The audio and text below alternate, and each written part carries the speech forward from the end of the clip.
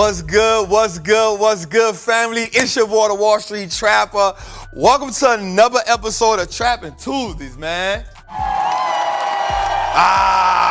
We love it, we love it, we love it. Listen, you could have chose to be anywhere for these next 3 hours, but you chose to be in the trap with us, and for that, we are extremely thankful. We are grateful that you bring us in your living room. Whether if you done pull the car over to the side to check us out, you know, you got the kids watching, tell the kids Big Trap said what's good.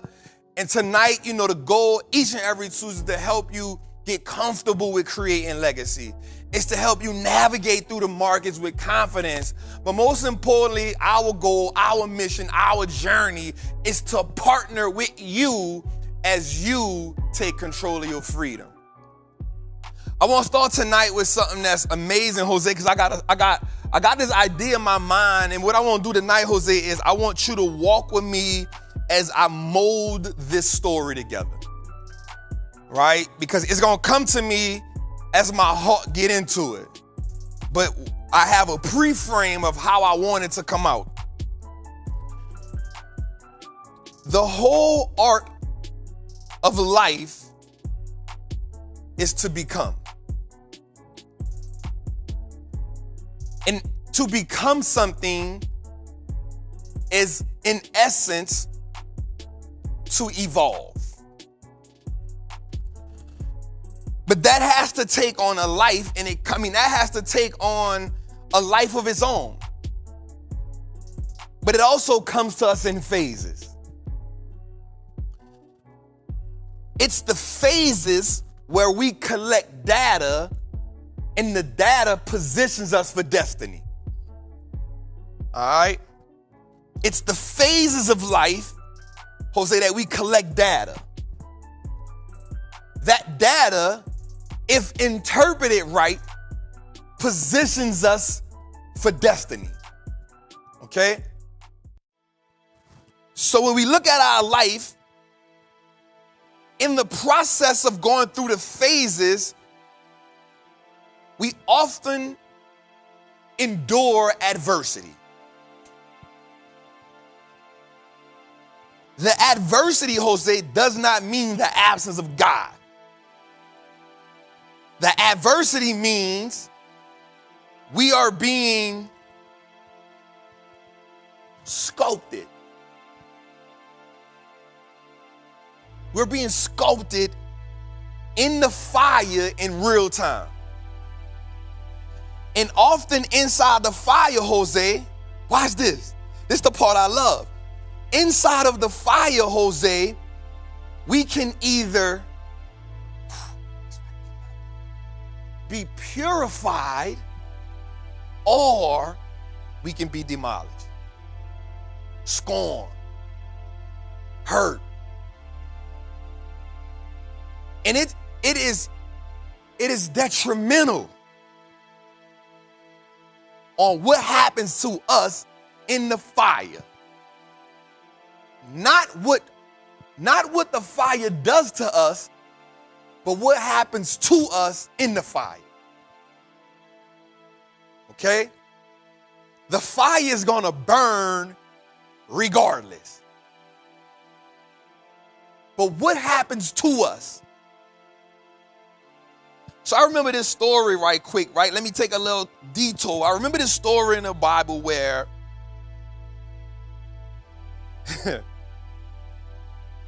three believers did not want to bow. And so the king threw them in the fire, thinking that they were going to burn. So we can't determine what the fire does in its essence. We can't determine that. But what we can determine based on our belief system is what we do inside the fire. And so depending on what you believe in inside the fire determines how the fire affects your life. So what I want to call the fire is the incubation of waiting.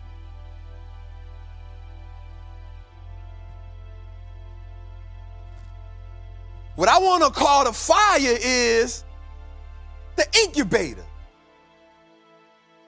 No matter how much we try to avoid it, Jose, we gotta feel the fire, because the fire is going to determine, the fire is going to check the temperature on our faith.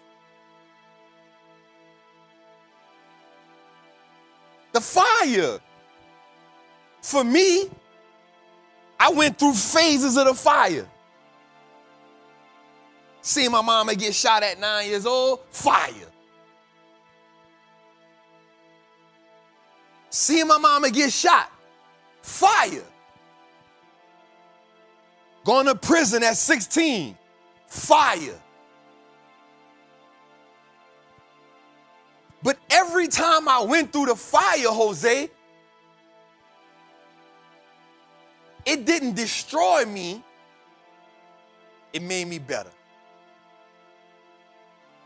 It prepared me for more fire, because we never stop feeling the fire as long as we living.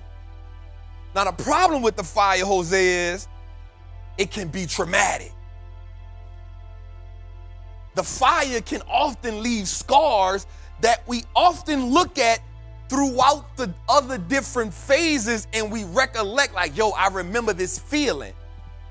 So that's why the most important thing for us is to remember not what the fire does, but what is our belief system in the fire? What does the fire incubate? What does it incubate? What type of belief system happens in the fire? And then how does that belief system now cultivate a new philosophy? Okay, let me say it like this, Jose. The fire produces principles, patterns, and presets. Yeah. Principles, meaning what are the fundamental strategies that we move on moving forward? What is the fundamental belief system of being in a fire? What is that, Jose? What is that belief system? Because here's the thing, every piece of adversity, every piece of turbulence that we go through creates some form of idea and some form of feeling. That feeling then hardwires us. Because what we don't realize is, bruh, we are hardwired in our life to react, respond, and take action based on the feeling, and the feeling is wired to an experience, and the experience creates an emotion, which then produces an action. And the way we get wired is every time we get that feeling, that same action gets to be produced, which now creates a pattern. So now we have principles, and then we have patterns, and now we have the presets, which means what is the structure around the way we move by default.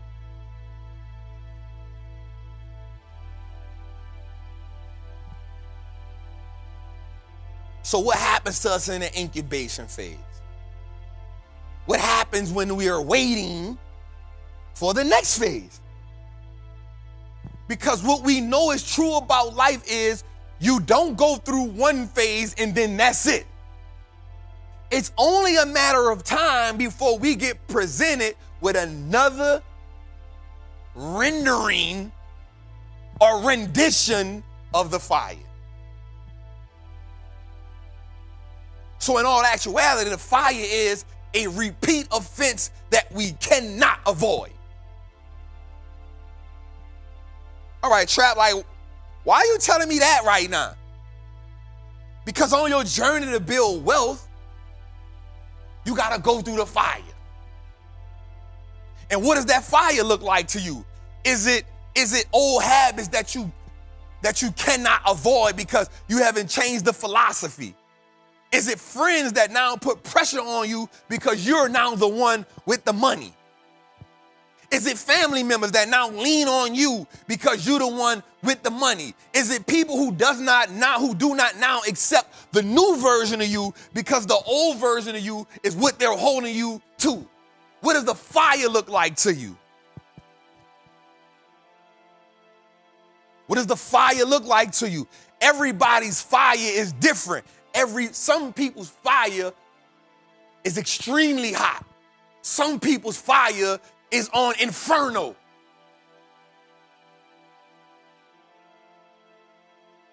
And what happens when the inferno creates inferiority? What happens when the inferno creates inferior, where you don't even believe in yourself in the version that you should show up in, and you start downplaying yourself, you start limiting yourself, you start doubting yourself because the fire of your friends became too hot. What do? What happens in the incubating of waiting? What happens while we in that phase of trying to produce the wealth? What happens when we are in that phase of trying to become the trailblazer, the pioneer? That's the incubation phase. That's the phase before. That is the becoming.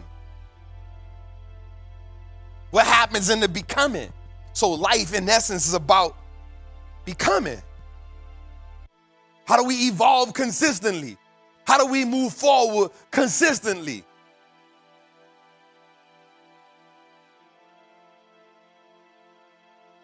How do we keep producing? How do we not get discouraged on the journey? Jose? Because if we go back to the guys that the king put in the fire, they never stopped believing.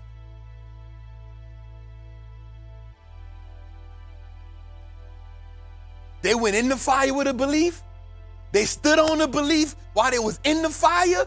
And watch this. The people that put them in the fire was more affected by the fire than them being in the fire. I'm going to say it again. They went to the fire with a belief. They were in the fire with a belief. And they come out the fire with a belief. But yet the people that put them in the fire got burned more than them. So what I'm saying to you is when you stand on a certain belief, it don't matter what life throwing at you, you still come out better.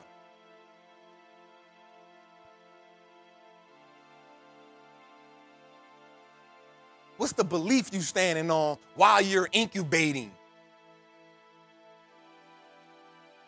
What's the belief that no matter what's being thrown at you in life, you will not be moved?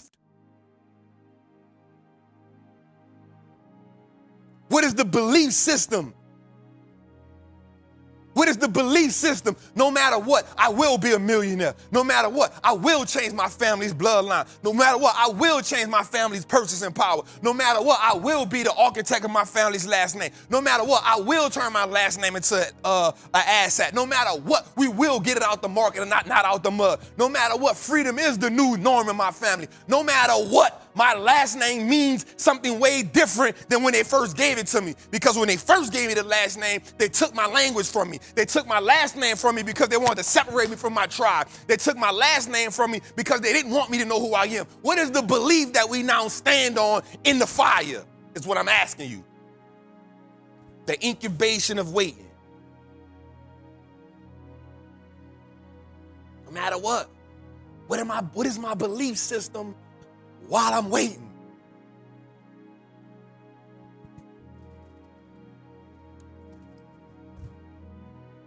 What is the belief system while I'm waiting to learn about stocks? What is the belief system when I'm learning how to build wealth? What is the belief system when the market goes down and the game goes against me? What is the belief system when I get into the real estate and the deal goes bad? What is the belief system when I saved up all my money and then something happens and all the money I saved, I got to use it for an emergency? What is the belief system when I've been working at building this portfolio for 6 months to a year and life start life and I got to sell my stocks and I got to start back from square one? What is the belief system when nothing ain't going right and I got to take 2 jobs or 3 jobs? What is the belief system when the skill that I'm trying to learn, it ain't producing yet? And what is the belief system inside the fire? What is the belief system in the incubation phase of waiting?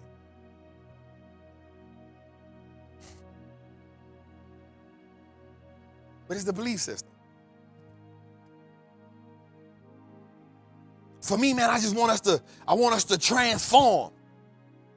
We not here just to be talking for 3 hours. I could be doing a whole bunch of other things with my life. You could be doing a whole bunch of other things with your life. But yet we 108 episodes in. We got to now start walking into the transformation.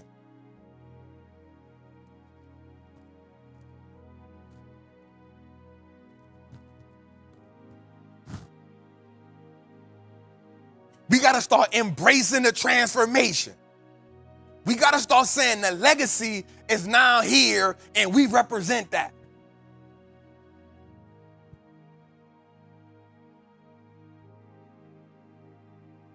And whether you know it or not, whether you realize it or not, there's a whole bunch of people that sacrifice not just money, not just time. There's a whole bunch of people. There's a whole era of people. There's a whole bloodline of people that came before you. There's a whole lineage of people that came before you that sacrificed life for you to be here.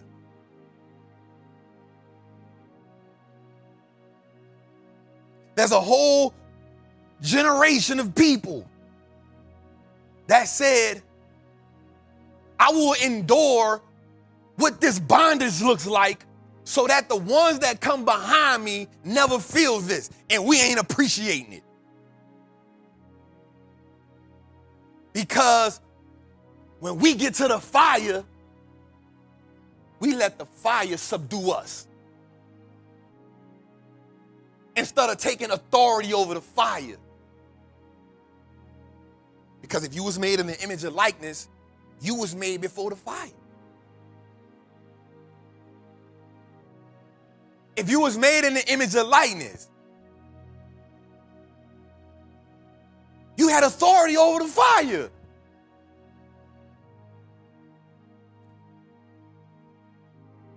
You running from, you scared of, you're fearful of the things that you actually have authority over.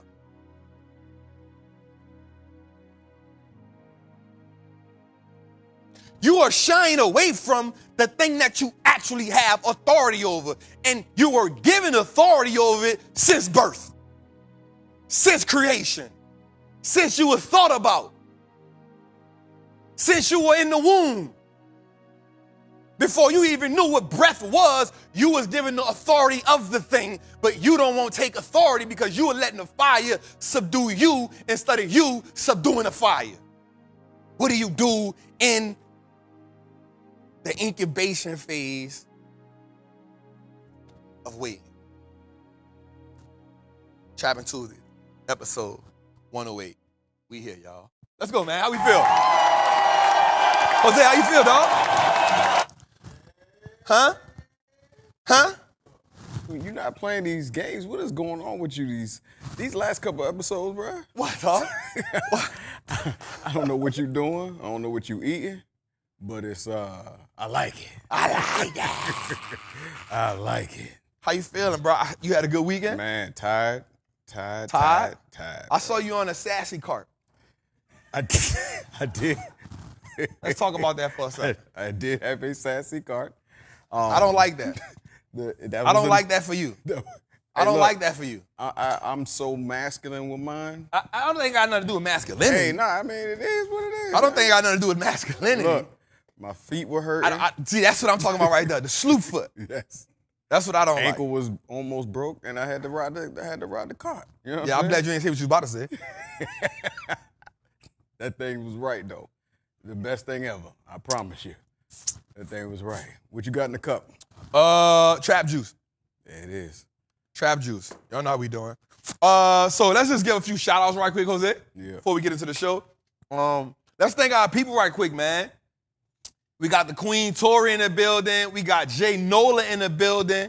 We got Cinco in the building. We got Cyberflow Dre in the building. We got Jasmine Welch in the building. Maya Holmes in the building. Isaiah Taylor in the building.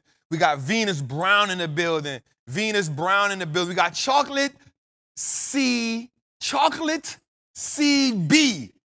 She been rocking us since the beginning. We got Prudent Mom in the building. Roxanne in the building. Hosea in the building. DC7 in the building. We got Titus in the building. Tax Pro. What's up, family?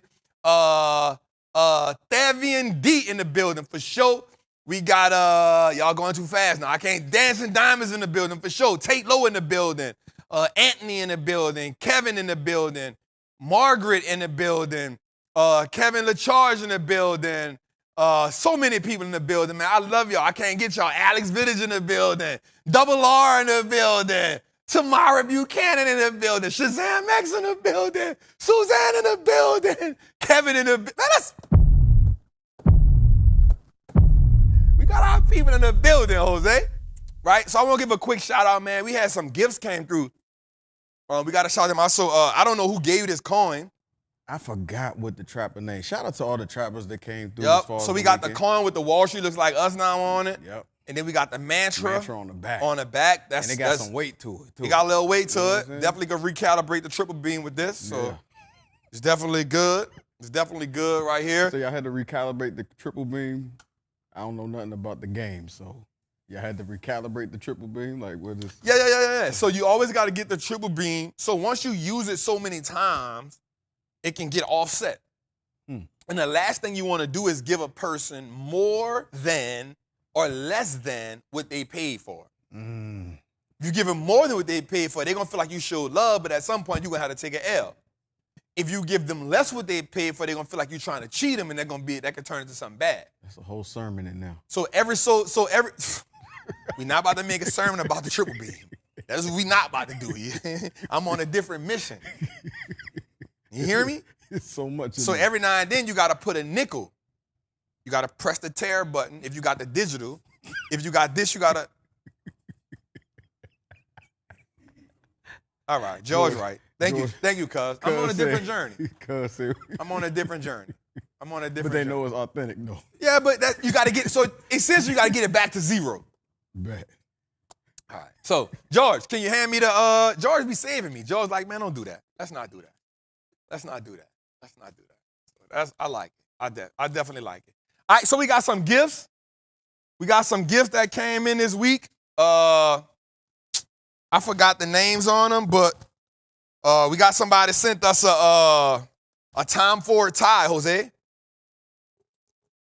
I like it. I like it. They got the Tom Ford tie, and it came with a. He also sent us a. No. This different. What? Hold up, y'all see George got the guns out? What he doing? What's he doing? That ain't appropriate, dog. Hey, he got that's my first shirt I ever created. Me and Steve, one of my first shirts right there. He told me. I was in my revolutionary mode when I had that. You see, I am, and they got all the people that the police killed on it. I said represent that. So we got the Tom Ford tie. And the letter he also sent some what you call them things Tudor used to be having all the time? The lint brushes. Yeah, Tudor used to have them all the time. I was like, dog, what you got on the lint brushes, dog? George, you took my lint brush? But you took one of them, I asked. I ain't asked if I got them. I said, did you take one? You're lying. I can tell you're lying. I've been around you your whole life. I know when you're telling a story. So he brought us some lint brushes. So he said, Trap, put the lint brush on the Tom Ford suit in case it get a little, and he gave me a steamer. So it was a steamer with the lint brush. Hey, my man, I don't know who you is, my man, because I don't got the card. But he gave us the steamer. It's official.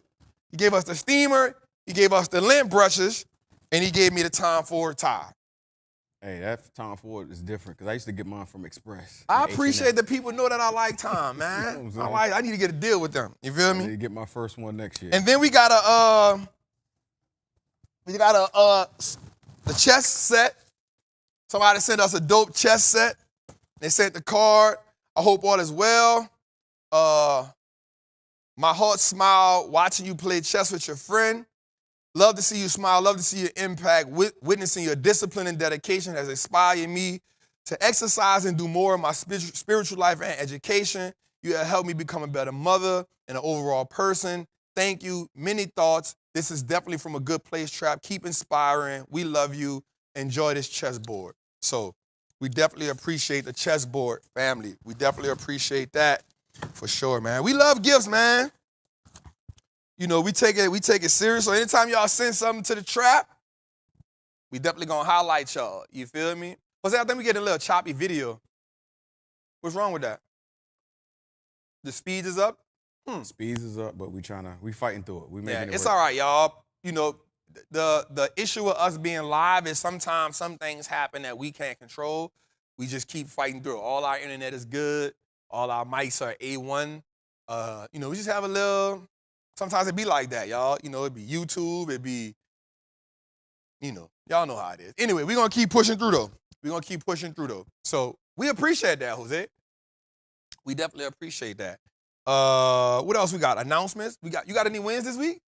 Nah, Anything big? Nah, real talk. The Trappers came through. We had a mini mastermind in the booth. You know what I'm saying? A mini mastermind? Yeah, another Trapper brought through a Wall Street Trapper planner. What is that? Why I don't see it? The gift to Jose. Oh, okay. Well, it don't belong. But it got your name on it. What? It says Wall Street Trapper planner. My gift has your name on it. Yeah. What? It's the first run. So let me just say this, Jose. I got jacked one time in my life. It's the first. I just want to say that to you. It's the first run edition. He said he wanted to try. I just want you to understand that I got jacked once in my life, and I wound up going to prison. I got you. Right? I'm about retaliation. I always make sure you get yours. Let's make sure we good. Oh man, my dog Jack. It's cool. Always be the one closest to you. You always be the one closest to you. So can I have a minute while I just talk about like what happened to me this weekend, bro? Man, I had such an everybody know I love Bishop, bro. You know, and I think that we'll just get the elephant out the room right quick, right? You know, we all know about what was going on in the media, you know, not, you know, months ago or whatever. But I always feel like your loyalty to a person is always tested when either of you go through adversity. You feel me? Like, who stands in your corner when the world is at odds with you? And the one thing we know about today's society, they'll love you today and hate you tomorrow. And the difference between now and back then is that social media puts the hate blatantly in front of everybody's face. So at one point in time, like, people hated on you, like only a certain group of people know that this group of people was hating on you. It had to go by word of mouth. But now it just gets out there, and we don't even always really know what the real is. And so for me, man, it was in the midst of all that, I enjoyed Bishop so much. I was like, yo, I was excited to be at Good Soil. Yo, let's come on my platform. You know what I'm saying? And I think in those situations, you know who got your back for real. And you know who got your back for real, and you know who made a business decision. You feel me? Like, you know who got your back for real, and you know who made a business decision. And the crazy part about it is you can't always tell until adversity hits.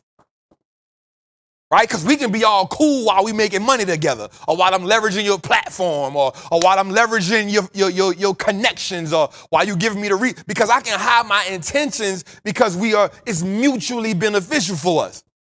Right? Or the benefit may weigh one way or other, but I'm still giving you access to the value that I have. Whatever my value is, I'm giving it to you, right? Like, I remember reading this thing in the Bible where it says that there was a poor woman and there was some rich men, and the rich man gave more than the poor woman in like numerical giving. But when it came to the value, the poor woman gave more than them because she gave all she had, and they gave a piece of what they had. So on the outside looking in, you like, man, she ain't really gave nothing. They gave all the money. So you may go here, but you're not realizing she gave away everything she had to get that blessing. She sacrificed it all for the blessing. But only the people that know that is the people that really understand both parties. That's the only people that understand it. So for me, yo, like, I have admired this man. This man has been a vessel to change and like disrupt so many things within my life. So when I had the opportunity to work with him, when I had the opportunity to talk to him, when I had the opportunity to sit down at lunch with him and go to dinner with him, and I'm like, bro, you crazy? What? And I remember when my dog, him 500, was going through a situation like a couple years ago. And I said, bro, like, I rock with you. We all make mistakes. And the thing about today's world is, and I think it's been like this, but I'm in today's world, no one acts like they make a mistake. Everyone just lives in this glass house that can't be broken. And so what we do is, there's another scripture in the Bible that says, you see the speck in somebody else's eye, but you don't see the log in your own eye. You feel me? You see the speck. I see everything Jose doing, but I don't see this log, I don't see this oak tree. I don't see this cypress tree that's sitting in my eye. But I can see everything my dog doing wrong. Right? That's why I'm in relationships with the people I'm in relationships with. Yo, I see the log in my eye, and I want you to see the log in my eye so that you can help me day by day move it from my eye so that we can have clearer vision on how we all move forward. And so every time I get an opportunity, I go sit down with Bishop. I said all that to say that. I post him on my page all the time. Because I post ET, I don't care. And I'm definitely not the person to honor you here, but won't honor you in public. That ain't me. That ain't me. I'm not that person. I'm not that guy. Man, it's all love, bro. I love you, bro. Nah, I ain't gonna really post that picture because I don't want, this is a business decision. I remember telling my dog 500, dog, look at everybody. When you went through this situation, look at everybody that left you, my dog. Look at everybody that left you. Look at who took you off of flyers, my dog. Look at who took you off flyers. Look at who took you off stages, bro. They made business decisions. Make sure you move accordingly after this. Because guess what Trap did? Hey, let's go on a tour, bro. My name, good. Let's go on a tour. 7 cities in 7 days. We're going to do it for free. While your name was in the mud.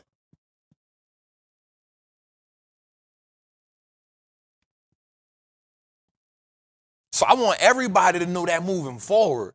Like, you cannot tell who is making the business decision and who is being genuine with you. You can't tell them why everything is good. It's hard to tell the difference. You can only tell the difference in the fire. And here's the thing you do. You do not get mad. You just understand how to move forward. Now, me, I'm going to be complete real with you because I am who I am and I'm evolving as a man, but I will do this. Like, I will say, okay, you made a business decision for me. You just got to stay over there moving forward. Because I don't want you to make another business decision at my expense.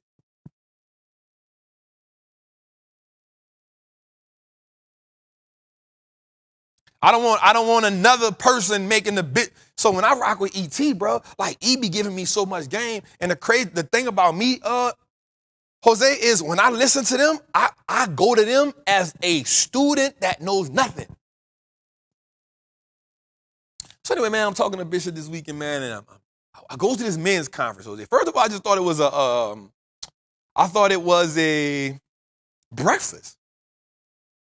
I thought I was just going to serve. In my mind, I'm about to fly to Dallas. They have a men's breakfast, Jose. I'm going to go serve. I'm going to go help. That's it. It wound up being a whole, men's event. But I had no idea what was going on. Jose, man, I'm going to be real with you, bro. So, I don't go to church. Like, when I go to listen to the word. Whether I go to the church, whether I go to the masjid, I'm going for the word, which the masjid don't do all that. I go to get the word. I don't be wanting to hear the songs. And I always tell Jose, I'm like, bro, I'm not coming here to hear the songs. I don't know why I'm like that. I think my grandmother got some trauma on because she used to fall out when she used to hear the songs. George, don't laugh. She used to do that all the time. My grandma used to hear the church songs and fall out. Her favorite song was the Precious Lord. Precious Lord. Oh, man, every time she did that, I was be like, oh, Lord, she about to fall out. I was like, take my hand. I am tired. I knew, I said, oh, here it come. Here it come. Like clockwork, she get up, look, Lord, boom. I'm in the church. I'm embarrassed. I'm young, I'm embarrassed. I'm like, man, why y'all gotta sing this song this week? Dang, bro. So now I gotta sit there. I didn't know about how people get. So I just never got into the songs after that. So man, I go to the church this weekend, man. So it was like this men's conference. And the conference they start the conference off with the music. Everybody's sitting down eating breakfast, so I didn't get to serve because they had it all lined up. I'm like, all right, bet. I said, okay. Everybody talking to me, I'm talking to people, Jose, and then it turned, they got the music. I said, oh, they done got me with the music. Dang. They done got me with the music. Bruh, I'm listening to the music, I start crying. I say, they done hit me with a 1-2. So now I'm having a moment. Jose, look, hands, eyes closed, and I'm having a moment, bruh. And that started my weekend off. So after that, Bishop was behind me. He was like, yo. So me and Pastor Don, that's my guy. Pastor Don calls me. He like, Trap, let's go get something to eat. I'm like, all right, cool. Bishop calls him. He said, you got Trap with you? He said, yeah. He said, man, y'all come break bread with me.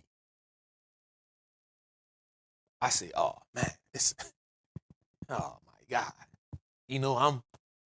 I'm in there, I'm like, damn, like this. Damn. So, we sitting there, we talking to him, bro, and like listening to him pour into me. He told me something. He said, I see you. I see your authenticity. I see the way you serve your people. I see the way you handle adversity. I see the way you build your brand. And I see the way your people embrace you. He said, you are truly a unique leader in this time. He said, you have this great balance between this street grit and swag. You understand the financial component where Wall Street can't do what you do, but you can do what they do. The street people can't really get to Wall Street because there's a barrier, but you can get to them. He said, you are uniquely positioned, and don't forget that. Embrace that. Walk into that. I almost start crying again. Because here it is, somebody who you don't understand. You're looking at them, and it's not saying like you put them on a pedestal, but you understand the work and experience. You understand how much fire they've walked through to evolve into this stage of their life. And so as I'm looking at him, I'm going to be honest with you, I'm asking myself, how do I be that at 65 when I'm 42? How do I persevere in a game that long? How do I build something? How do I build that community of people that we consistently evolve together? Because when you go to a church like that, you realize that he's probably taught a grandmother, a mother, a child, and a newborn. You feel what I'm saying? Like, he's been doing it for 45 years. So that means he's probably taught the grandmother, probably not the great-grandmother, but he's definitely taught the grandmother. He's taught the mother. He's taught the child. And probably the newborn is being introduced to him. Right? And so when I look at myself, I'm like, okay, like, how do I how do I build something? Right? And I feel like that's what I've been, I don't want to say trying, but that's what I've been taking the steps to cultivate. It's how do we exceed just talking about stocks? Because that's only one part of the journey. That's only one part of the equation. Like, how do black men see me and say, and it's nothing against Asian men or white men or Hispanic men, but I know I've been a black man my whole life. So how do I get black men to see me and say, yo, that's the prototype? That's the prototype. He's the prototype. Not that I want to be like him, but I see what he's overcame. I see his consistency. I see the evolution. I see the way he is disciplined. I see the way he takes care of his daughter. One day I'll see the way that he's handling his wife. I see the way that he's dictating his family. That's the prototype. I see the way he handled adversity. That's the prototype. I see the way he's building a company out. I see the way he treats his people. I see the way he treats other people. That's the prototype. I see the way he puts God first. That's what, because what happens is imagery is everything. Two of the greatest ways we are influenced is by what we see and what we hear. So what we see and what we hear consistently now becomes the normal of how we actually judge ourselves. But we don't realize it. So another thing he tells me is, I want you to understand something, Trap. I know what you see when you see me. He said, there's an old version of you inside of you that is dependent on this version of you to make the right decisions. I said, wait a minute. I said, what? He said, when you see me, and the reason why that was so profound for me, Jose, is because I was trying to figure out how did he know that that's what I saw. But that's what we talk about experience. So he says, I know that you see me and you see what you can represent or surpass. My mind didn't even think about surpassing you, bro. Like, if I could just be at your feet, family at 65, I'm good.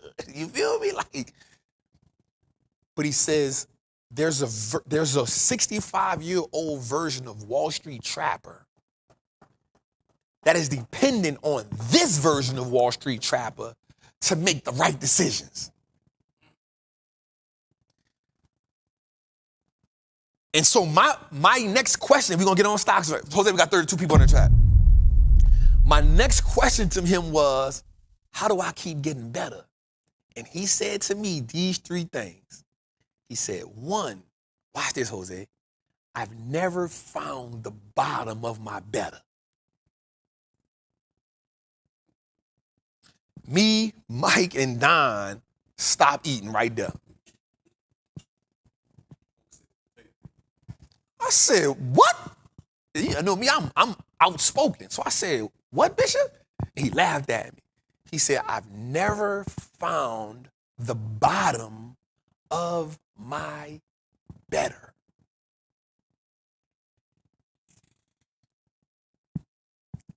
We all just sat there. That was a moment where nobody says nothing. And so what cows do is, I forgot what it's called, but they don't just eat grass and swallow it. They eat the grass. They go through their intestines. It's another word. It ain't called regurgitate. It's called something else. But we will call it regurgitate. They spit it back up. Then they chew it again and swallow it. And then they spit it back up. And they do that like 15, 20 times to get all the nutrients out of it. That's what I did in that moment. That's what we all did in that moment. We just sat there and was like,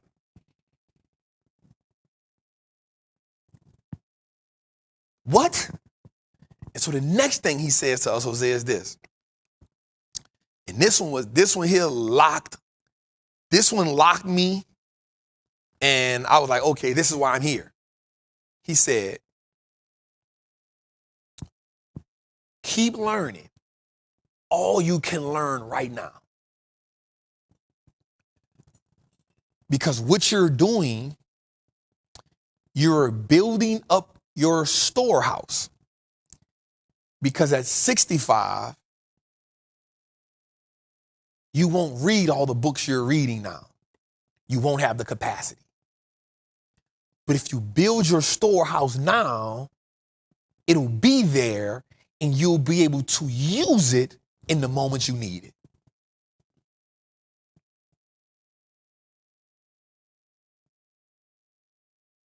I said, what? He said, read everything you can right now. Everything you can, read it, store it, remember it. Ruminate, that's it, ruminate, that's the word. Ruminate is the word. Thank you for that. Kimberly, thank you for that word. It's called ruminate. That's what cows do. They ruminate, so they eat it, spit it up, eat it, digest it, spit it up. They never truly digest it until they get all the minerals out the grass. Ruminate is the word. So he said, read everything you can and don't limit yourself to what you read. He said, I listen to classical music, which is something that I do now. People thought I would trip when I said I listen to Mozart and Rem. He was like, well, you tripping. It actually unlocks something in your brain. So he said, read everything you can read. Because when you get 65, you won't have the same capacity to read that much. How won't I have the same capacity to read? What we don't realize is as we get older and older, we don't, like right now, I can read 2-3 books in a month and still work and still at 65, my brain capacity is like, bro, we not about to read all that, dog. We gonna read 1 book a month or whatever that is. Cause you know what I'm saying? But he said, so read everything you can read now so that when you are this age, you will have the storehouse so full, the knowledge will then come out in the moment that you need it. And I was just like, yep, this is why I'm here, bro. This is why I'm here. And we sat there for 3 hours, bro. And I promise you, it felt like 15 minutes. It felt like 15 minutes. So my weekend was profound, Jose. I got to sit, and then I got the next day after church. He called me again. I'm not gonna get into that story and all that, but he called me again. He was like, yo, Trap, come to dinner with us. I was like, yo, Bess, say less. I had to move my flight. That's why I had to move the flight. I said, Case, I need you to take over the chat. I can't miss this dinner. I gotta go to dinner with the bishop. So we'll get into it, man. We got damn, we're an hour in, Jose. God dang. 49 minutes, that's good. That's good. That's light work. That's light work. So I had an amazing weekend, bro. I do think, Jose, that we're going to get into stocks, quite quick. But I had an amazing weekend, man. And I will say something, Jose. Like, people been hitting me up on the gram. And people been, like, DMing me. And they just been like, Trap, we see your transition. And that means a lot to me, bro. Because I'm not doing it to prove to anybody anything. I'm doing it because I just simply want to be better. I want to evolve. I want to get closer to God. I want to talk to God. I want to be a better man. I want to be a better leader. I want to one day be a husband. I want to be a man leading a family. And I want to be able to die saying that I did everything I was supposed to do while I was here. I evolved in every phase that I was supposed to. And so that's how I'm getting the fulfillment. Jose, why are we lagging really bad? We're lagging. Yeah, we're lagging really bad. I just want my people to know that it ain't us. I just want y'all to know it ain't us. Jose, we got YouTube actually sent us a message. Huh? Saying, hey, it's not YouTube us. sent us a message? Yeah. So we on it as long as everybody can still hear crispy and clear. They can hear good? Yeah, I told okay, you. cool. YouTube sent us a message. That's good. You know All right, Jose, let's get into the show, man. We don't want to keep bothering our people down with these boring stories about my life. So I feel so good, bro. I see me evolving, bro. You know what, bro, Jose? I feel it. Like I feel my energy shifting at night. So at night, Jose, I go to sleep listening to like some type of rain or some type of like 432HZ or even some type. I'm listening to a book right now. My people sent it to me. It's called How to Lead Like Jesus. It's an audible book I'm listening to. I can't listen to the rain though at night. My brain will be up all night. No, the rain gonna put you to sleep. Nah, I be thinking I dream like I'm in a hurricane or something. Yeah, see? Today. That was it. Let's go. Today, let's get to it, bro. Word on the street. Let's get to our mantra, y'all. I'm not doing this with him. That's why. That's every time I feel comfortable with him with a mic, I be wanting to take it because of that. Right there. I be wanting to put him on timeout with the mic, bro. This man said I think about a hurricane. What the? Why? No, Jose, no. I've never, bro. Never in my life. Let's go. My apologies, y'all. That's my I am a certified Wall Street trapper. I'm confident in my ability to make great investments. The stock market is a machine that prints money, and I am more than capable of operating this machine. Not only will I free myself and my family will eat for a lifetime based on the information I apply today. I'm a money maker and a wealth builder. Today, I break all the chains that anchor me to that poverty mindset. My ancestors will smile now because I've turned our last name into an asset. My family's purchasing power will increase indefinitely. Today, I make the declaration that no longer will I be a slave to money. No longer will the generations behind me inherit lack. No longer will I submit to selling my time for money. I am a first-generation millionaire. I am the architect of my family's legacy. I am a certified Wall Street trapper, and Wall Street looks like us now. Let's go, baby.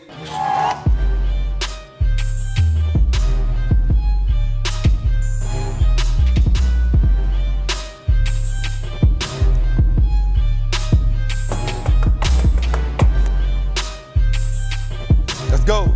Let's go. Let's go. Let's go. Let's go. Let's go. How we feeling, man? Jose, how we feeling? Good job, today. Good job, today. My dog on it tonight. My dog is on it, dog. My dog is on it. My dog is on it. All right, man, we got some things to talk about tonight, man. Was it the people say you on microphone timeout? Now y'all know. Now y'all know. No, bro. No, bro. Nobody. This dude say he listening to the rain and he have a nightmare that he in a hurricane. Look, I told you I say the thing. No. Why is that mic so loud? No, not at all. Mic louder than mine. Hell no. The hell going on here? Hell no. Yeah, mic check on that. The hell Tootie doing? The hell? Who was responsible for that just now? Came through like the voice. Yeah, boy, came through like the Wiz. Who is that? Yeah, it come through like the Wiz. Who goes there? Oh, man. All right, talk to me, Jose, what you were saying? I don't even know, because my voice scared me. Yeah. The speakers. That sound about right, man. Golly. All right, let's get into it, man. How we feeling, man? All right, so we had all three indexes, and we're going to have a whiteboard moment tonight. I got an idea of a couple of things I want to talk about tonight, Jose. One of the things I want to talk about, and here's the crazy part.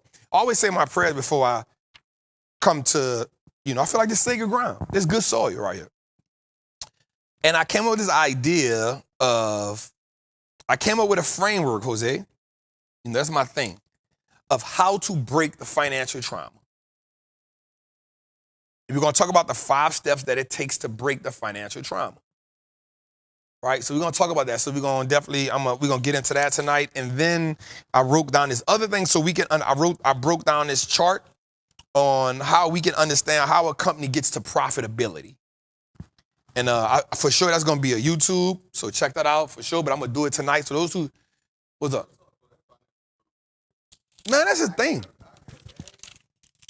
And I don't want that bag to leave out of my account. For sure. Like, for real, be like, oh, that thing looking nice right in there. So that's a real, and I'd be like, oh, I hate No. voice. Financial trauma, bro, is such a thing. Right? Especially when it's people that's coming from like minority situations, people that's coming from poverty. Like, you got to think about this, bro. Like, and I talked about this before. We don't come from money. And because we don't come from money, when we do get money, there's 1 or 2 phases we go to. The phase we're supposed to go to, very few people get there. The first phase is now that I have the money, like I wrote something. I'm glad you said that. Look what I wrote down. I wrote this down. The idea of freedom can be frightening. I wrote that down, Jose. Literally, right here. I'm saying right here like the camera about to zoom in on it, right? The idea of freedom can be frightening. And watch this. We have so many instances where we see it. Instance one. Let's think about the Bible. When the Israelites got out of Egypt, they begged to get out of Egypt. They begged to get out of Egypt. But when they got free, they begged to go back. Why did they beg to go back, Jose? Because freedom is frightening. Because what happens is, even though you are in bondage, and whatever that bondage looks like, over time, it becomes a familiar storehouse. Think about it. When we was poor, we didn't even realize, well, not you, Jose, but, to everybody else in the chat. When we went through what we went through, it was normal. It was normal for like 4 or 5 of us to be in a bed together. Real talk. My girl, what's happening, family? Right? When we were like, you sleep at the head, you sleep at the foot, you sleep at the head. I done slept with George and them. Up here, now George and them had the bread. So when we slept by George, he was like, man, y'all got to get up out of here. Y'all can't be sleeping in my room. Man, get him out of here. I'm in here, nigga. You tripping. Push your ass over, nigga. We in here, nigga. This is a big bed. This nigga been had a king-size bed. Nigga, what? Man, all 12 of us could get in this bed. You tripping. Man, get him out of here. And he leave, don't have him, don't go. That nigga used to lock his door. He used to lock his door. Bro, lock the door. Y'all none of y'all better not going, and y'all, look, and I'm going to tell you, he was a contrary single child. And what you call him, like a lonely child. Look, and none of y'all, who going to fight me? We cousins, dog. What you talking about? Don't touch it.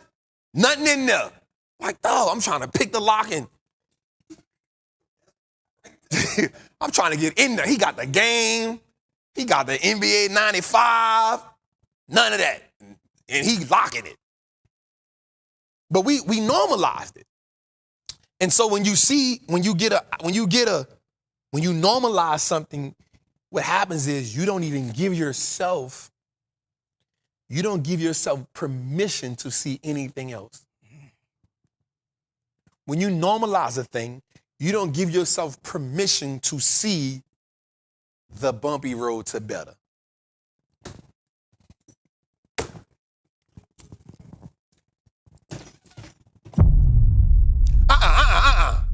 Too late.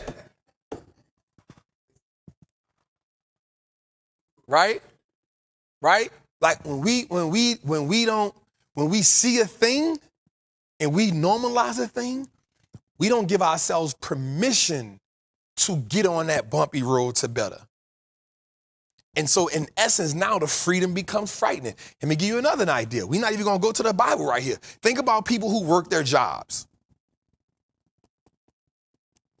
Every day they complain about, I want to leave this job.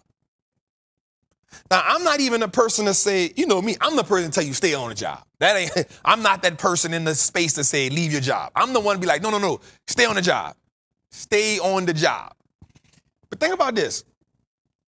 People will complain about the job that they don't like. They will work on something that they're not really passionate about, but something that they feel like is an escape from the job. They will work on it through vengeance of leaving a job. Then we're presented with the opportunity to leave the job, they'll quit the thing.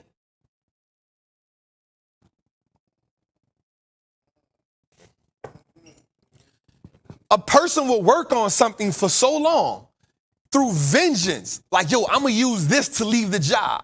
But when presented with the opportunity to leave the job, they'll quit the thing that gives them freedom and anchor themselves back to the job. Because freedom can be frightening. Okay, let's go a little further. Let's think a little further. Let's talk about, and I don't mean this in no disrespect. Let's think about our ancestors who were enslaved. Even when they were free, when they got freed, but they got nothing in return. They got nothing for their freedom, meaning there was no compensation. I'm not even talking about the ones that escaped. I'm not talking about the ones that ran, right? Because that's a different mindset, right? That's a different mindset to leave, like the plantation. You know people getting hung. You know people getting lynched. That's a different type of mindset. I'm not talking about that. I'm saying once freedom was given to them, hear me. And again, it's no disrespect. We're talking about mindset here. When freedom was given to them, they were given freedom with nothing. With nothing. Some people said, bet, I'm gone. I don't care what is, by law, you're not supposed to hang me. By law, you're not supposed to, just by law, I'm supposed to be free. So I'm leaving this plantation. But some people said, because I don't care if I'm free or not, because I don't know what's out there, I'd rather stay here. And I'm not judging, because I can't never put myself in that situation. What I'm saying is you can tell that, and again, I'm not even talking about the people that escaped. I'm not talking about the people that ran away from the plantation. I'm not talking about that. That's a different mindset. Harriet Tubman's mindset, Nat Turner's mindset, that's a different mindset. We know everybody don't got that. Understand that. I'm saying once it was like, yo, freedom, we're free. By law, this is no longer a thing. You feel me? Like by law, this is no longer a thing. There were a group that said, yo, pack it up. We gone. We don't know what's out there. We know they're still not accepting the game. You know, they started kidnapping them and all that type of stuff. But there was a mindset that said, yo, we out of here. But freedom can be so frightening. There were some people that said, no. We going out there to nothing. I'd rather stay right here. Made me think about the dudes you were saying. Hold up, man. Shout out to Nat, man. We got another 99 this week. Hey, that's 2 weeks in a row. That's 2 weeks in a row. She coming back to the house. She back. 2 weeks in a row. You feel me, though? It's like the stories you told me about the cats who said, I could do another 20. Of course. So there's people in prison like that. Mm-hmm. But watch this. I was one of those people. But that's different. I'm going to tell you why that's different. Because you're so consumed with a thought. That's not even about freedom being frightening. That's about accepting an idea of yourself and not valuing what your freedom and you really are. So that's a different concept we playing with right there, Jose. Because even I used to say, yo, I got another 10 in me. I'm 16. I get home and I'm 25. So I could do another 10. I could do another 10, 15. I can be 40. That wasn't about being afraid of freedom. That was accepting a reality that I had been programmed to. See, now we're talking about programming. Programming is a whole different caliber. When you coming from where we come from, you don't know the battles you got to fight in order to just to understand your value in the world. That's what, like, I didn't understand my value in the world. The men around me that came up in the hood, black or white or Spanish, because I grew around them all in my neighborhood, we didn't understand our value in the world.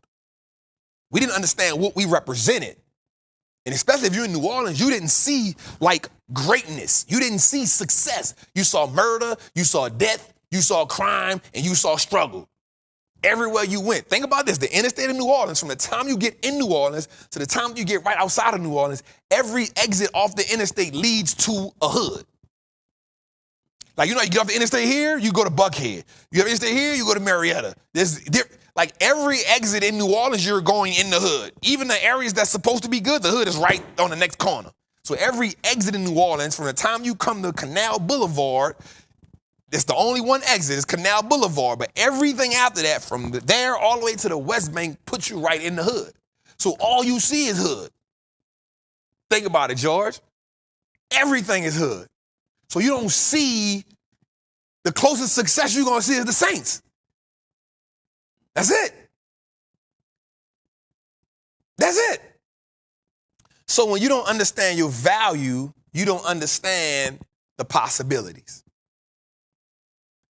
And your lack of seeing and understanding the possibilities taint your image on what you can be, what you can succeed at, and what you can accomplish in life. So once you start accepting that, yo, this is my life, you don't care. So for me, I had accepted, yo, I saw my mama get shot and I saw people get shot. One of my homies got shot right with me. Like, bro, like, I'm gonna probably die. I'm gonna probably go to prison. That's my life. And once you accept that, you like, yo, bet. Since I'm going to die anyway, since I'm going to go to prison anyway, since I'm not going to live to see 20-something anyway, let's wild out. Let's get drunk, let's smoke weed, let's do whatever, let's wild out. Let's run from the police, let's wild out, because we do not get an opportunity to understand what we can be on the other side of life. That's why stuff like this is so important. Man, let's get into the stock market, man. Let's get into the stock market, bro. Damn. Shit. Damn. To all my new people, sometimes it just be like that, y'all. Like, I know y'all came for to hear the stocks, and then sometimes, like, y'all just be going on these rants like this, and then, like, Jose don't stop me. Jose don't stop me because all he care about is watch time. George don't stop me knowing his legs and stuff go to hurting. Ashan just be like, whatever, because he just, whatever. Satora, you just be in the message. You like Jose, y'all one and the same. It is in these moments, too, I need you to come out and point at the clock. It's in these moments, I need you to create a sign that says, excuse my language, nigga, hurry up.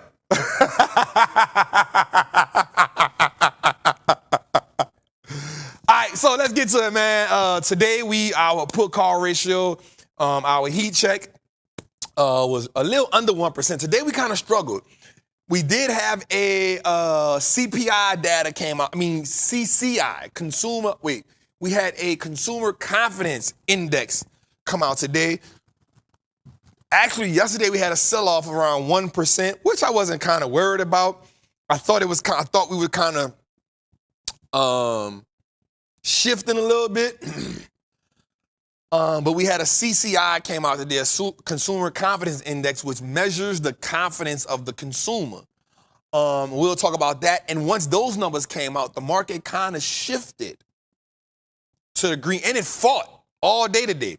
Like at one point in time today, it was up like almost 0.5%, and then like it went down back like to negative like 0.5, and then it bounced back up, so it struggled all day today. So when I came here today, it was almost like 3:30. I was like, I said, George, let me see how the market gonna end today. So let's go a little further to it. Now let's see the heat index before we go there. I mean, yep. So let's check out the heat check today. So Nvidia gave us 1% today. That was pretty good. What did it? I think it ended today at like 128, 129, something like that. It had touched 130 when I woke up this morning, but it didn't went down. Jose, we got 4,400 people in the chat.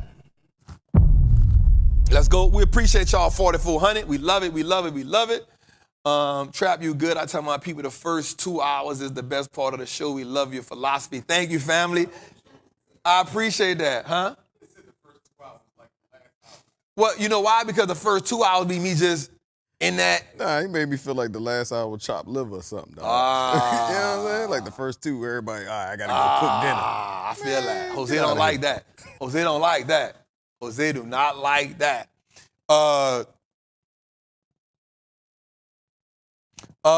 Then we got Nvidia. We got Adobe. We got Burke B. Where my Burke B people at?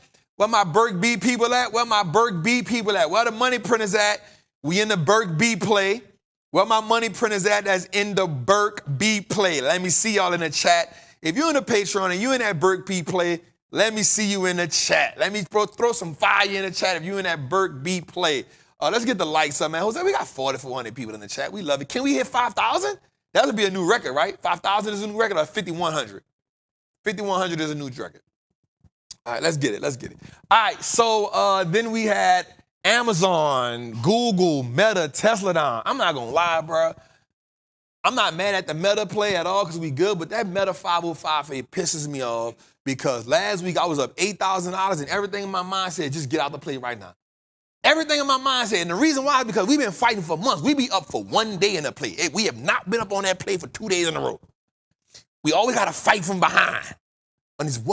We've been fighting from behind for a while on that play. We got positive 3 times. I thought it was going to keep going, and then boom.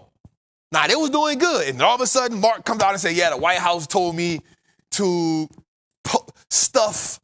I said, oh, we out of here. Why would you say that, Mark? You know what? Every time I hear somebody say, I always think, see, I'm going to tell you something. Jose, because I know so much about the game, every time somebody do something like that, I feel like they're doing something to piss somebody off.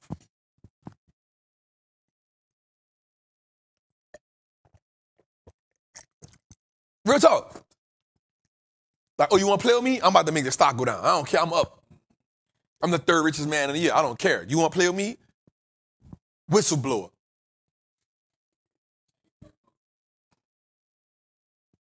You know what I'm saying? I'd be like, bro, why? Like what in your mind made you just come out of the blue, nowhere, and just say, yeah, you know, the White House made me stuff posts about the election. Why would you do that? And immediately the stock goes down. And I'm like, bruh, what are you doing? Like, that's way from the other years ago, bro. Like, we here. We got one in November. Just don't do it again. I'm telling you, every time somebody do something like that, I just feel like somebody is saying, bet. Play with me if you want. Bet. Play with me. Just toxic. Oh, that's what you want to do? You don't want to do this? Bet, I got you.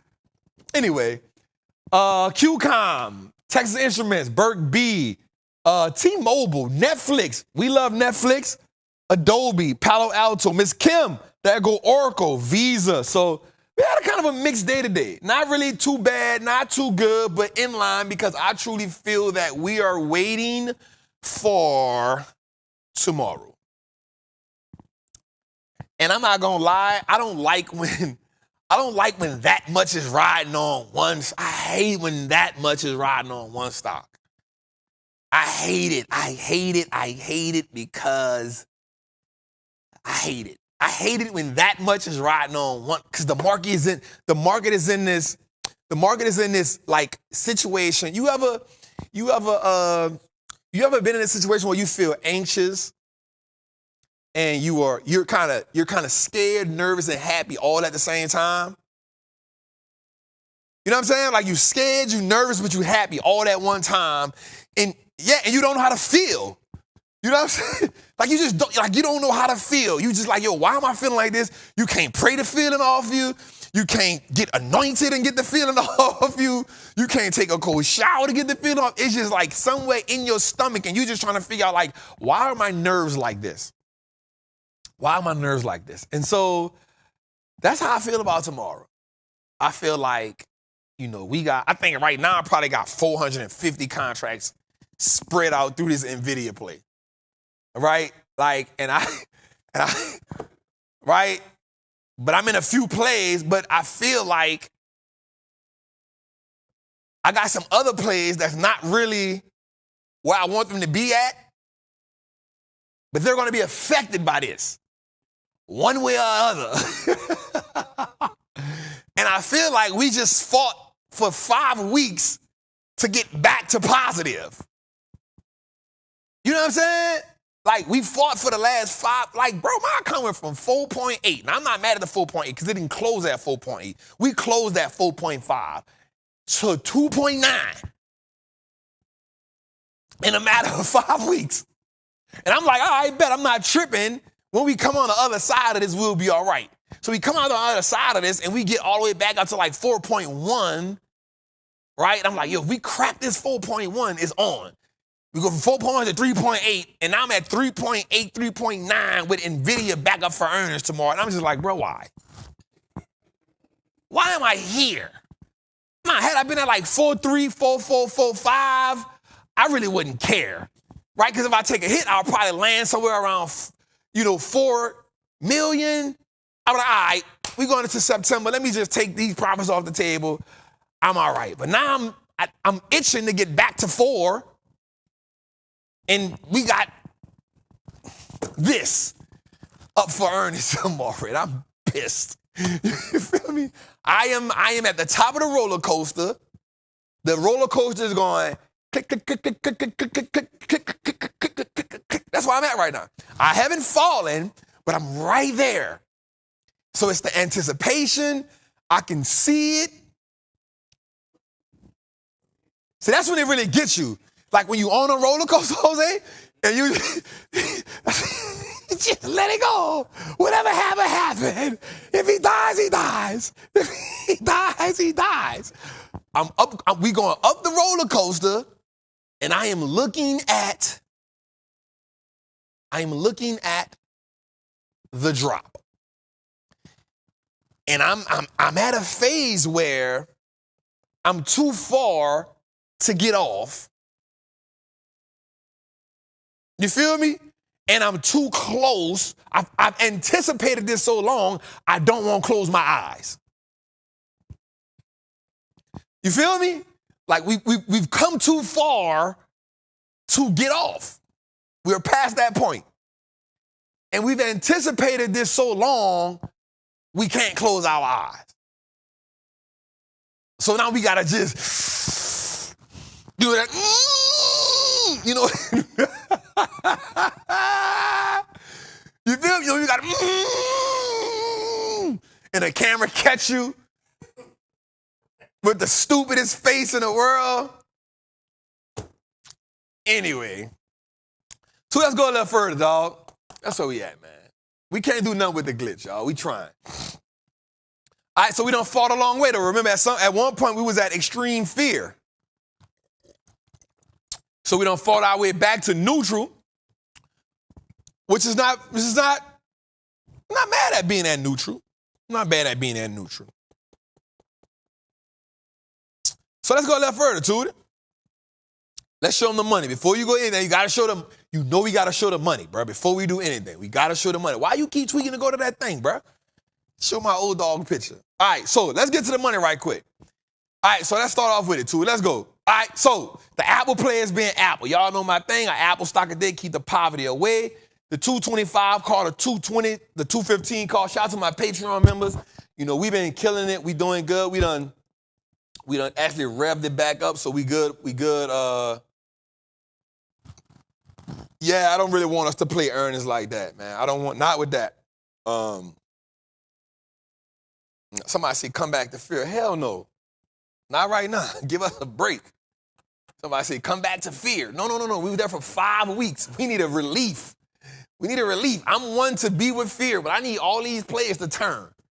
You know what I'm saying? So anyway, man, the AMAC call, we probably going to have to lose on that call. And I'm pissed off at that call because that call was up so good. We took half. I ain't take enough. So we probably going to have to, me and the market going to have a stalemate on this one because we took half out. And so me and the market stalemated on this play right here. Amazon, we good on the Amazon call. We bad on the January 19 call. But we good on the March call, so we okay with that. I'm not mad. Let's go a little further. The AVGOs is up. Where my Broadcom people at? Yo. Where my people at in the Broadcom? Let's go. We good on that. Our AXP call. Now, so we've been in this call for a minute. It turned green on us late the other day. But remember I told y'all, I think it was last week, I said, these calls going to be green. I said the AXP and the Berk B call going to be green. So, there we go. Our AXP call, and we was down big on it. It came, the Berkshire B call came, passed it up, and that's what we like. So our AXP call is $600 down. We not mad at that. Our Berk B call done turned all the way green. We was down big on that one. Let's go. CrowdStrike call is down, but we okay. I don't feel bad about that. The GE call still up 10 grand. GEV call up. I told y'all, I get the 10 grand on this call, I'm getting out. I promise you. I keep saying it. Y'all think I'm playing. Last week I got to 8,000. I was like, one more tick. 50 more cent. 50 more cent. So I'm telling y'all now, if you in a GEV call, I don't care if it's off in January, I'm tired of being here. I'm getting out of it. I'm getting out of it when it hit the 10,000. I don't care. I don't care what y'all got to say about it either. You know what I'm saying? The KLAC call, it's another one. It'd be up 8,000, 9,000. It's down, but this one of them big boys, so we all right with that. Let's go a little further to it. We got our lilies up, both our lilies up. We're going to talk about them tonight. That go to Meta Play, up 69,000. That go to 505 call. I was up $8,000 last week. Now the call down $2,000. See what I'm saying? Type of stuff I don't be talking about. I was up $8,000 last week. Now the call down 22,000. That just can't seem. It just can't get right. Can't get right. Netflix going crazy for us. Shout out to my ServiceNow people in the Patreon. ServiceNow people. Where you at in the chat? Where my ServiceNow people at?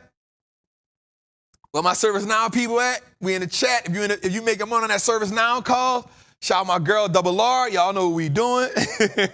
I just mentioned that too. She said I'm with you, and I'm tired of that play.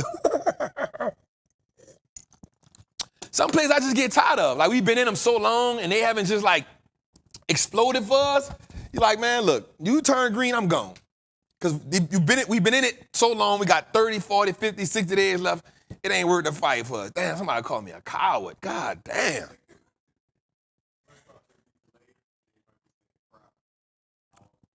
Oh. Damn, I'm about to say, God damn, I'm a coward behind a stock? ServiceNow, y'all know I rock with Bill McDermott. Y'all know that. You know what I'm saying? I actually got his book. So where my ServiceNow people at, that's good. And then we got the Nvidia, that's a 100 call, but that was a 1,000 call that turned into a 100 call. So I didn't get a new play. It was the 1,000 call that turned to a 100. So let's go a little further. If we got another Nvidia play, that's the 330, that's the 140. That was out. So we got those two plays in. So definitely we look good on that. The PANW play. Now we was up 18,000, 21,000 on this play. First day after earnings, 21,000. We was up. I should have just left. But it didn't hit I was trying to get 30% on it. It didn't even give me 30%. It gave me 27. Remember I said this a 20, this a 30, 20, 30 to 50? It gave me 27. I was about to say, as soon as it hit 30, I'm gone. It didn't give me 27. So we'll see that. QCOM, we probably going to die. We got our Qs doing good. The SMH, TSMs, I think we can shade back on those. They January. Let's go a little further to it. And then so we got our SMH. I think I'm about to get out this XLK call because I only got like 5 contracts in it. So I think I'm going to see what Nvidia does.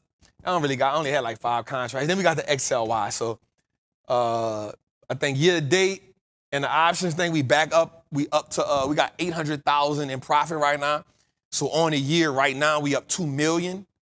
We up year to date 2 million a date on that. At one point we was up like 2.8 million, something like that. So we'll get a 3.8 million, something like that. So that's how we plan that right now. Let's go a little further to it.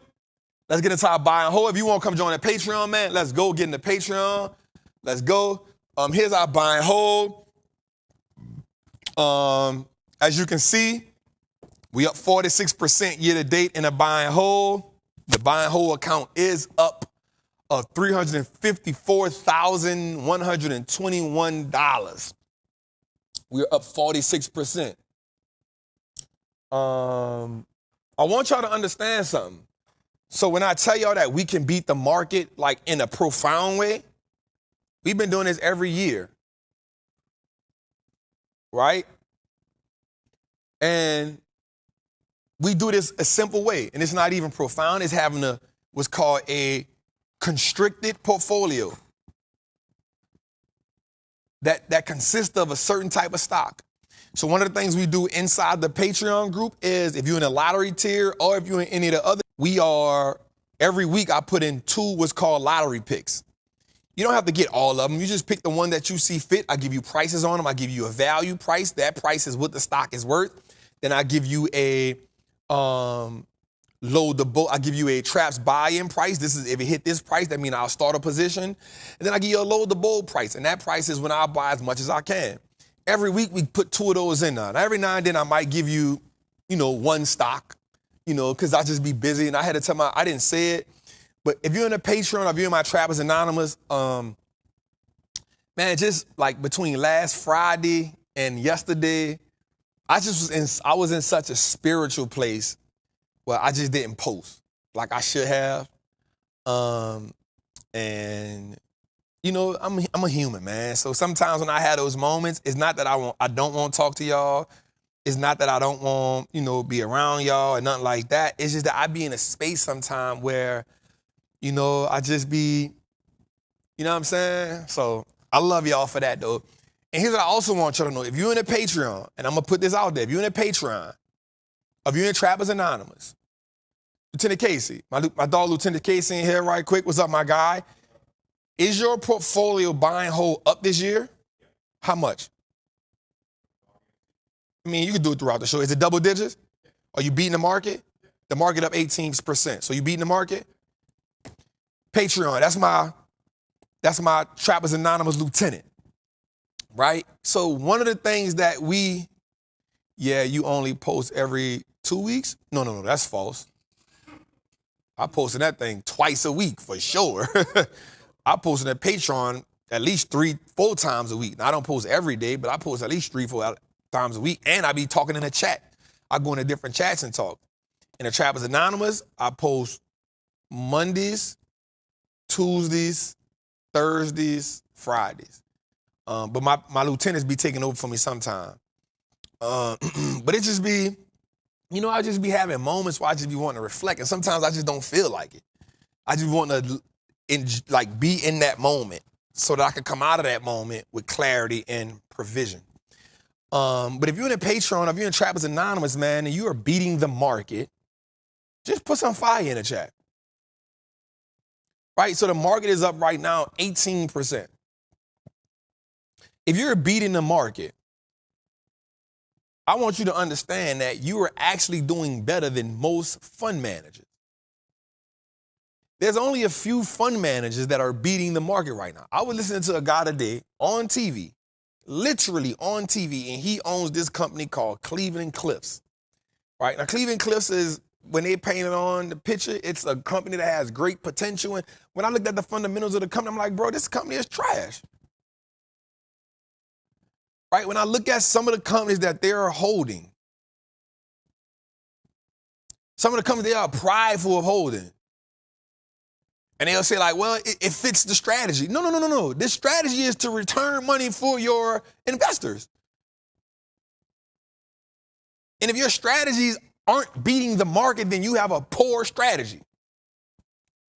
Right? Now, mind you, these are the people who are actually killing it. Quote unquote. You feel me?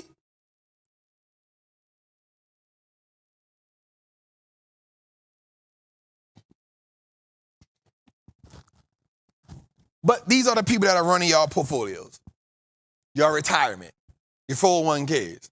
So what happens when you conjure up the mindset, the belief system to say, hey, I can do this on my own? And I think for me, that's what I want us to understand. I want us to understand, like, yo, look, somebody said, man, that dude been holding Cleveland Cliff for a long time. The stock is down 31% on the year. Bro, that means at no point in the year did it do what it was supposed to be doing. Yeah. So that means at no point in the year has it done what it's supposed to be doing.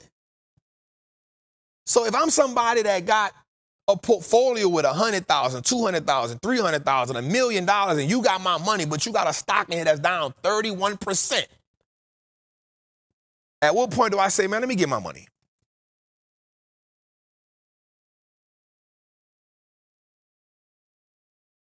At what point do you say that? Like, bro, let me get my money. Because I'm paying you. Watch this. You're paying somebody to run your 401k, to run your retirement. And I want you to hear me well. You're paying someone to run your 401k, to run your retirement based on the philosophy that they have. And what you got to ask yourself is, what does this philosophy consist of that is going to get me the goal in the end that I want? So one of the ways you come up with a goal is say, okay, what do I need to retire? What does retirement look like to me? How much am I contributing to this fund? Because a lot of times, you got to think about it. Their bare minimum, $500,000 to $1 million. That's their bare minimum because they need 10%. Real talk. 100,000, you gotta go high and low to find somebody that's gonna let you get in a fund with 100,000. So you looking for somebody, they looking for you to have 500,000. Just go, when you're looking at CNBC, go look at that. Watch what the commercial say. Are you somebody that want to retire that has 500,000 to $1 million?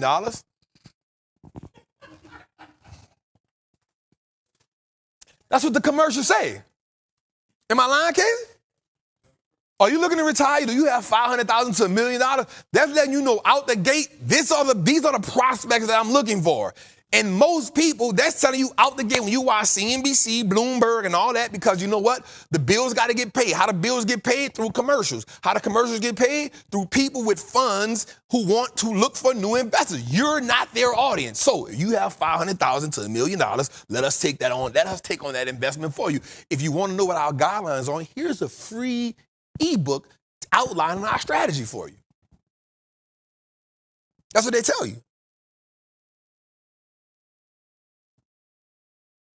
So here you are, you don't have 500,000 to $1 million, so you're not their client.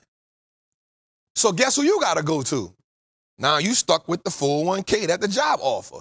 Or you stuck with the annuity that the stock, or you stuck with the pension that the job offers, which they getting you with 13 sets of fees and they only returning 4%, 5%. And here you are, you say, well, you know what? Instead of me giving my 401k with the so-called match that they done made us fall in love with, right? The match. Well, let me lessen my match and let me start saying, let me use some of it for myself. Because at what point do you start to realize that a job that's going to replace you as soon as you leave don't have your best interest? Let's just put that out there. I'm not telling you what to do or what not to do, but stop thinking that your job love you. I ain't never seen the slave master love their slaves. I saw them love the work that the slaves can do.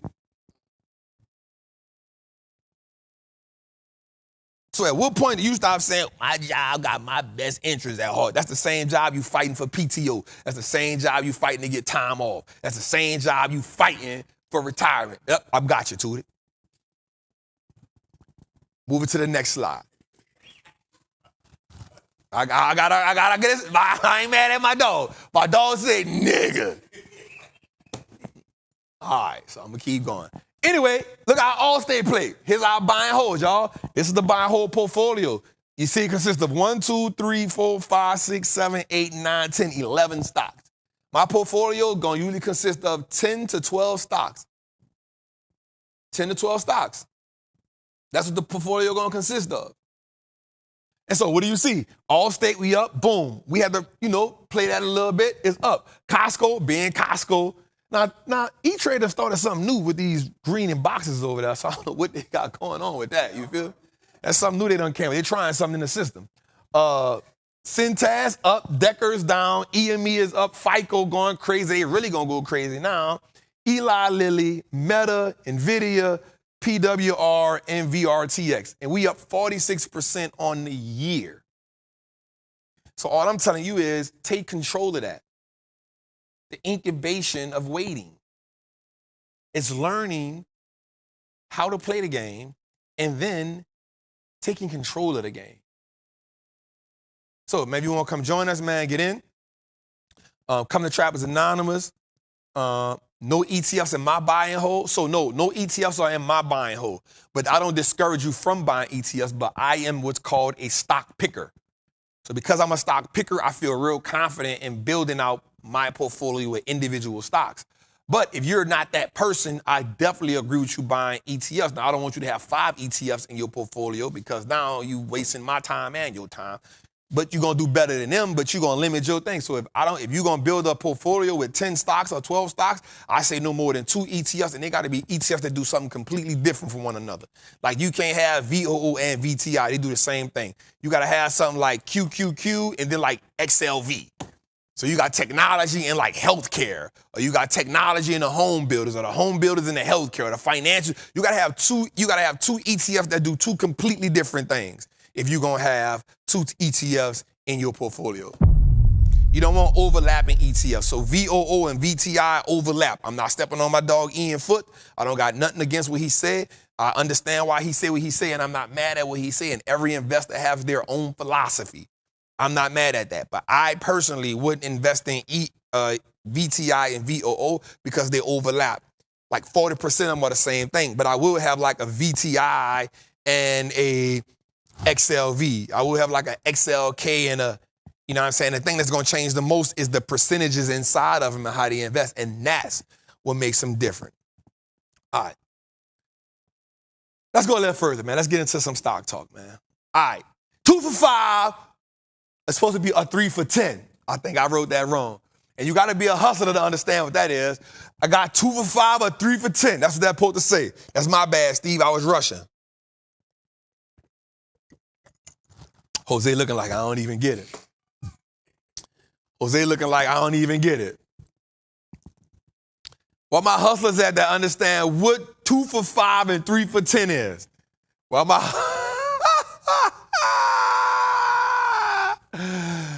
2 for 5 and 3 for 10.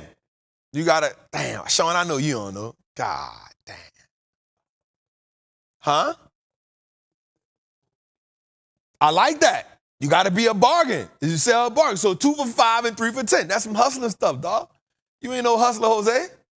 You ain't no hustler. Wait, but he sold honey buns and ate his own work. He was eating his own work, though.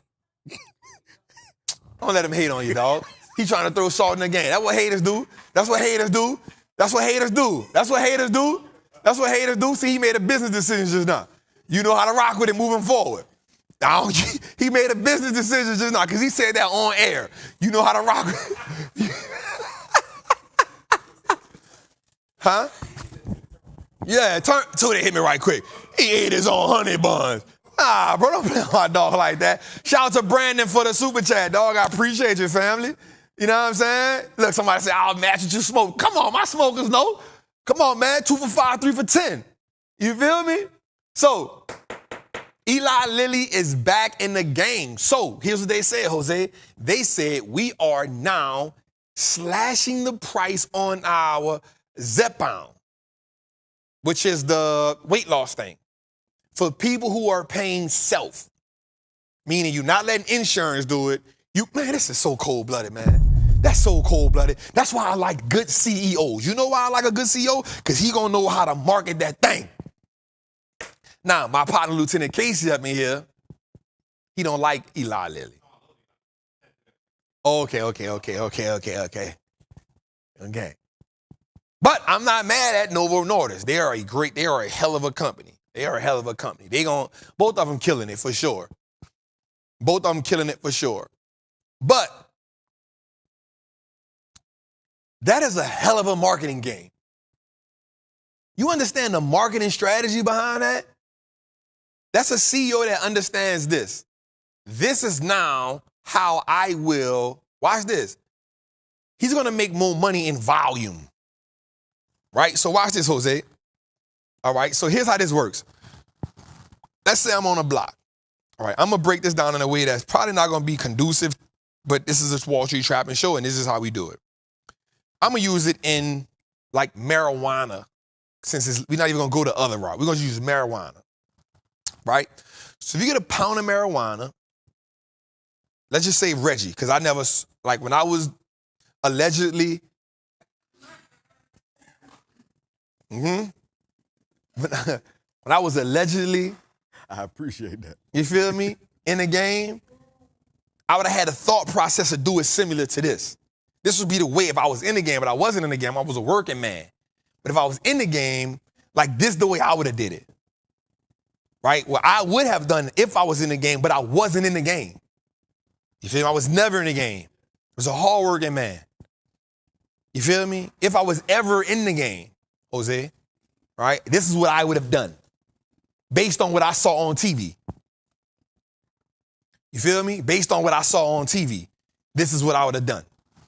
Right? So if I would have had like a pound of marijuana, what I would have done is, what most people do is like, let's say you get a pound of marijuana, you would sell ounces, right? And you get so many ounces, right? So if you sold the ounces or the half ounces, you could like flip your money. So I heard, right? So like you bought it for a certain price, you could like flip that for, like you would get a 1 to 2 return, 2 to 1 return. I mean, if you spent 800, you get 1,600, right?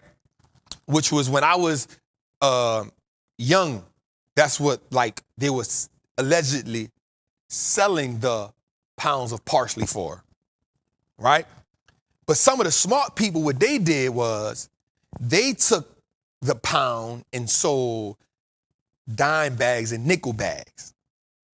And so they made more money, but they made it based on volume. And so the people who sold halves and ounces sold in bulk. So if you sold in bulk, you moved the product faster, but you didn't make as much money. But if you sold gram for gram, you actually made more money, but you moved it a little bit slower. That's what a 2 for 5, 3 for 10 came in at. Huh?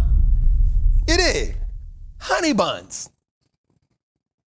My dog. You feel me? So that's what a lot of people, so that's how you made more money. You're like, yep, you are selling nicks and dimes, you selling 3 for 5, you selling 2 for 5 or you selling 3 for 10, but you going bag for bag. You doing hand-to-hand combat, but you active. But the same person can get up and say, nah, I'm not doing all that, bruh. So that's the difference. So what they this man, I used to do that in school. You did not do that in school. You did not do that in school. You did not do that in school.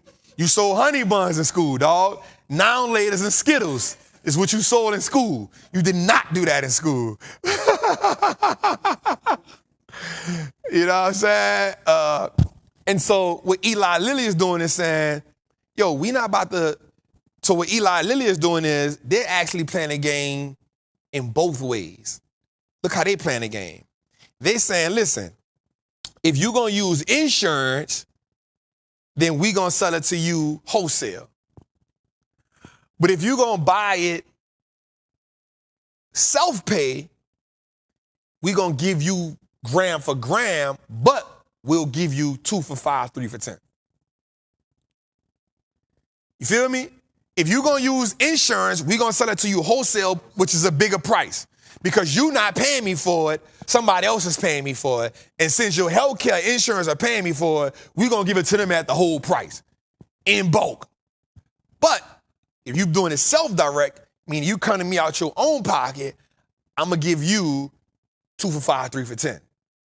I'm still make a whole bunch of money, but I'm going to make money in volume. Oh, my God. Oh, my God. Boy, it's good. Oh, my God. If Johnny had 5 apples, Jose, come on, man. Let's go. Let's go a little further. Y'all know I love Eli Lilly, man. That news today sent the stock up. That news today sent the stock up. Shout out to Eli Lilly. And that's what I love about a good CEO. A good CEO understands different ways to manipulate the same product and make more money. Also, because here's what he's doing, Jose. He's satisfying the consumer base and satisfying the market. Here's why he's doing that. He's satisfying the consumer base because either way the cut go, the product gonna move. Either way the cut go. But I get to let the consumer base who's gonna use insurance still max their insurance out and not get that free money from the insurance. But I also know they got so many people that want to use this drug because so many people want to lose weight. Listen, if you're gonna buy it, I'm gonna give it to you at half price. The work gonna move regardless because there's a saying in the street, good work, sell itself. And it's selling. Let's go a little further. All right, man, will Nvidia implode tomorrow or will it explode? All right, as we head into earnings, Nvidia now accounts for a massive 6% of the S&P 500. And in case you don't know what that means, it has taken the place of Microsoft or Apple. I think it is Apple right now. Because at one point in time, Apple represented 6% of the market. No, Apple represented 7% and Microsoft represented 6% of the market. So Eli Lilly has now moved up in that race, right? Which is why, Nvidia has moved up in that race, which is why, hear me well, which is why the earnings call tomorrow is so important. Yeah, I said 3 for 5, 2 for 5, 3 for 10, y'all. We fixed that. Which is why this is so important for the market tomorrow. So we got some data. Since the launch of ChatGPT in November 22, the shares has increased fivefold. To put that in perspective, Nvidia market cap was $290 billion before ChatGPT's introduction, and the company is now worth $3.1 trillion, $200 billion below the July peak when it was at $41 a share. Since the release of ChatGPT, the stock is up over 1,000%. Tomorrow's earnings revenue is expected to grow by 112% year over year. That is $28 billion. So this company in 1 year, in quarter, listen to me. This is insane. This company, quarter revenue is expected to grow 112% from one quarter to the next, meaning from second quarter last year, year over year. That's what that means. From this time last year, so the same date last year, the same quarter last year, this company has grown its revenue by 112%. That's $28 billion. Yo, that in itself is insane. That in itself is insane. This is unheard of. This is unprecedented. You're talking about a stock since January 22 is up over 1,000%. Since the introduction of ChatGPT. Why is that? Because this now introduced us the new voice of AI. Like, we had these different versions of AI, and then this, not Nvidia, but the ChatGPT became the nucleus of what the AI will look like. Because what did it do? It challenged the vanguard. So it challenged Apple, it challenged Microsoft, it challenged Google, it challenged Facebook. And because it challenged them all, it put Nvidia as a bolt-on business because they became the mass producers. Because here's what we got to realize about them. This company has pivoted right before our eyes. What we don't know is, think about this. And here's what we don't realize. We don't realize how this company has altered the game for us so much. Watch this. Before Nvidia, games looked at like Super Mario Brothers. Once Nvidia came into the game, we got Mortal Kombat, Killer Instinct. So we went from Super Mario Brothers and Street Fighter to Tekken 2. And y'all all know, you might was a little young, but you probably just get into the video game era. When we saw Tekken 2, Mortal Kombat, and Killer Instinct, we was like, yo, this is different. They jumping off the screen, they flipping, you like, yo, them graphics threw us off. We went from Tecmo Bowl and Madden to this new Madden. We was like, yo, they look real. That was Nvidia. That was Nvidia. That was his vision. His vision was, we're going to change the way the video game is looked at. So here's what happens. As you grow a company, and as you start looking at the company, you start saying, how do we evolve?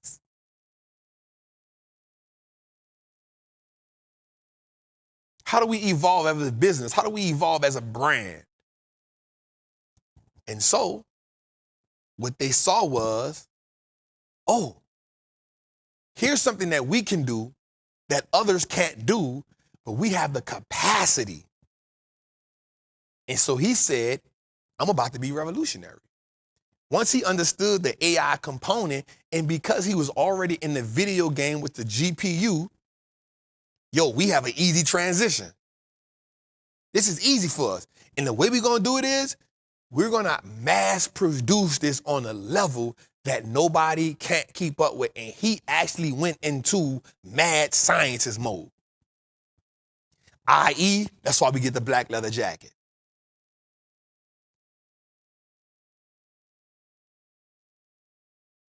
This is why we get the black leather jacket. This is letting y'all know, in essence, I am in rebellion. Like, I am that. This is it.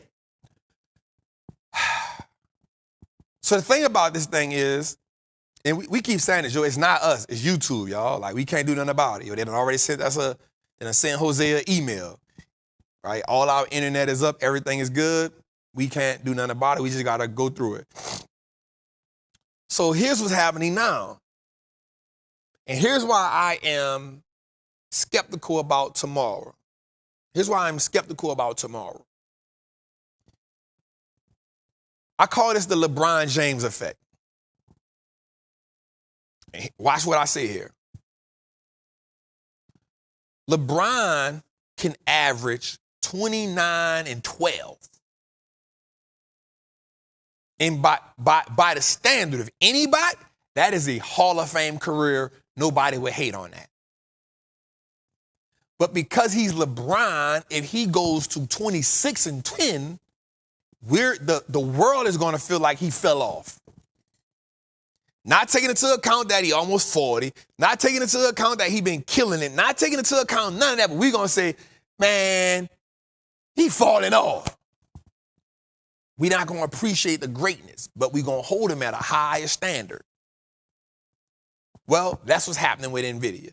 Every time they raise the bar, Nvidia comes through and crush it, and then they raise the bar some more. And then they come through and crush it, and then they raise the bar some more. And then they done did this 5 straight quarters. Since 2022, 2026 quarters, they've done this. They've raised the bar to an astronomical number. And guess what they come through and do? They don't just beat it by a little bit. They're exceeding it, which now makes the market say, raise it up some more. Because what does the market do? The market gets greedy. The market gets greedy. You have a stock now that has did 100% return going on 3 years in a row. More than 100%.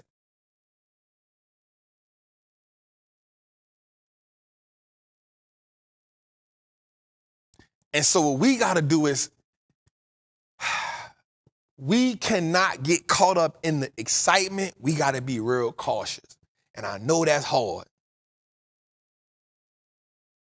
I was on a live the other day and my guy Jeremiah said, Trap, he was like, yo, I got out of these plays. He's back up 200 and something $1,000. And I think right now he's like, I got like 70 or 80 Nvidia contracts in different places. And I was just like, damn. And the reason why I say that is because I'm not mad at him doing it, but I know what's happening. I know what's happening.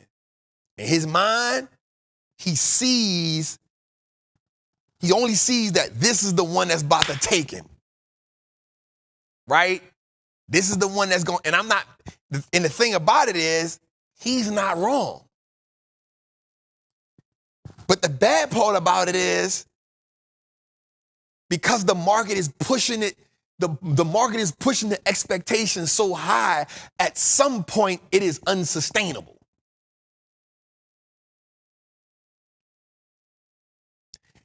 And we don't know when that's going to be. And I know how hard he worked to get. He started at $26,000. He's up to $250,000. I don't want him to feel the wrath of that not going in his way. Because if that falls, the market falls tomorrow. And then you're going to fall going into September, and the recovery on that is not going to look good.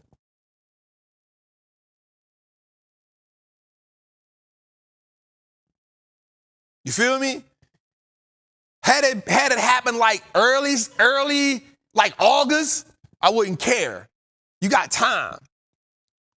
But by it happening late August, going into September, I remember last year, I got in the AVGO play September the 1st. That thing fell for 6 weeks straight. It went from 923 to 797, bro. I never seen nothing like that before. But I had the ammunition. Even right now, I'm probably sitting now on the side like 400 grand. Like, I got the ammunition. And I'm not saying he's wrong, and I'm definitely not, because I'm in, like, I got 400 and something contracts, but I also have 100 contracts. I have 80 contracts in Eli Lilly. I got 80 contracts in freaking Berkshire Hathaway. I'm stacked. I got 100 contracts together in ServiceNow. I got 60 contracts in Apple. Like, I'm strapped. And I don't want that because that's a lot. And I'm not saying that this guy is a genius. And the one thing I do feel great about is this, Jose.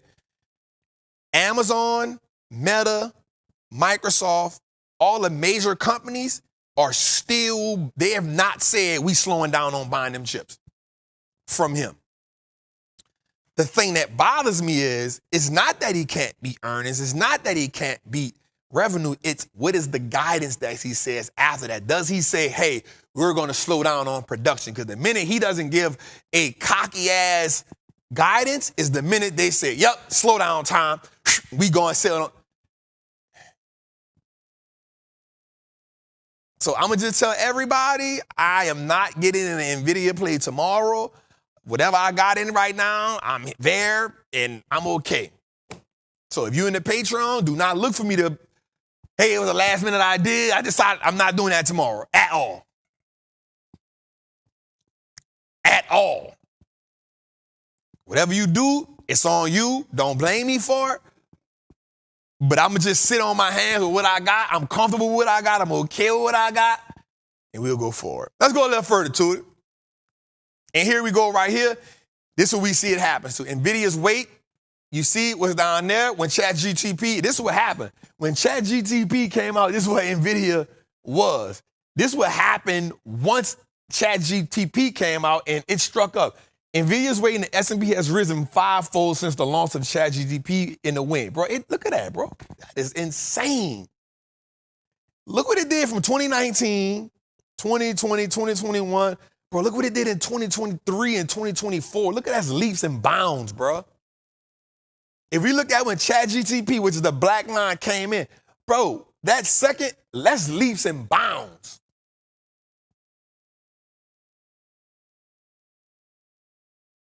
That's leaps and bounds.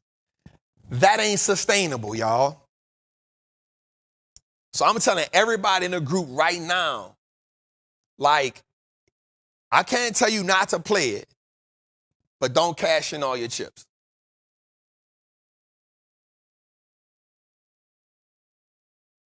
Don't cash all your chips in on it. Like, don't be like, this the one that's gonna make me a millionaire, so you decide to. I'm all in. And then when you go all in, now you hit me like, man, Trap, what's up with Nvidia? Well, I don't know. I can't do nothing. You want me to breathe life into it?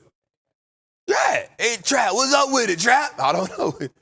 We going down like the Titanic, babe. You know what I'm saying? So, all right, let's go, man. Let's go a little further to it.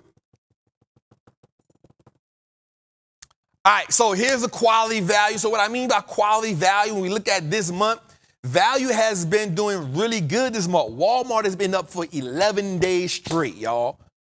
Walmart is secretly killing the game. That's why I like Costco, because they actually do the same thing. Walmart is secretly killing the game. Surprising me, though, is Johnson & Johnson and Procter & Gamble. These are, I don't call them value companies because there's nothing about the balance sheet that I like. There's nothing about what I like about them, but they are a type of value for sure. You know, I think that value should have quality. But Berkshire Hathaway this month alone, and these are just S&P quality, 4%. Let's go a little further to it. All right, here's the leaders since August 5th, when the market started turning around. We got tech, consumer discretionary, tech up 12.6%. Remember when I said this? When I said to them, don't listen to them people talking about they rotating out of tech. I said that people thought I was tripping. Man, Trap there. I say they're not rolling out of tech. They're taking profits from some winners. They're letting the market do what they do.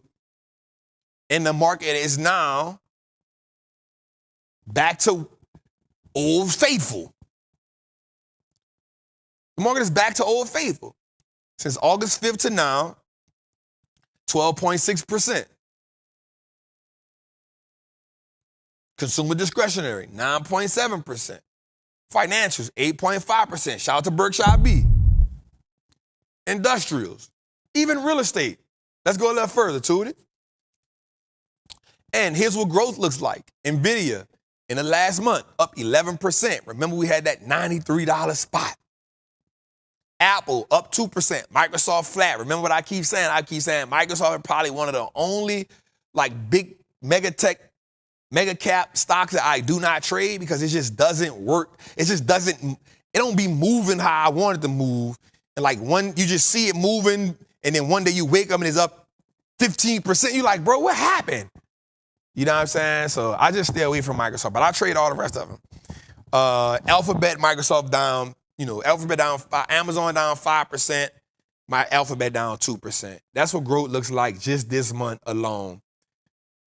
Let's go to it.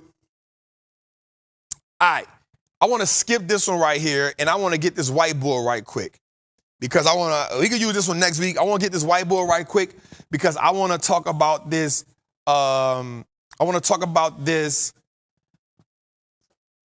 Framework that I have for breaking financial trauma. I want to talk about this framework that I have for breaking financial trauma. And the reason why I want to talk about that, because I want us to see this, and then we'll go from here, then we'll go straight into 1-800-TRAPPER hotline. Let's get into 1-800-TRAPPER hotline. No. Whiteboard. Nigga, Tootie drunk. My dog drunk. You drunk, dog? Are you trying to rush me off the show? There you go. I'm trying to rush me off the show, dog.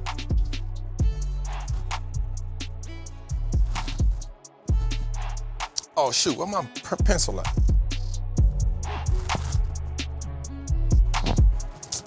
Dog, guess what? Oh, here. I don't know where my other one at. All right. All right, let's get to it, man. Let's get to it. That boy Tootie hit the transformer here itself. All right, let's get to it. So, all right, before we go into 1-800-TRAPPER hotline, it was important for me because I wanted to Y'all know I am a fan of financial trauma.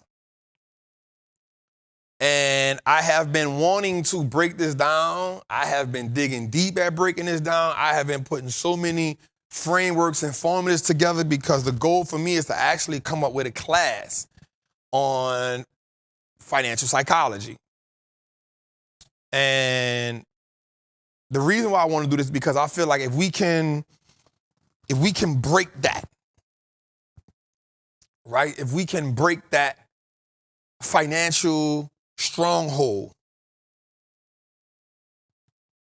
we can get into something else. If we can make this easier for y'all. The way that I see money and the way that I view money, my relationship with money, my energy around money is completely different. And that is why I operate in the market the way I do. And I'll be completely honest with you. We're looking at a building right now. We're looking at a building that's right at 50,000 square feet right now. I'm not going to get into the details, but we're looking at it right now.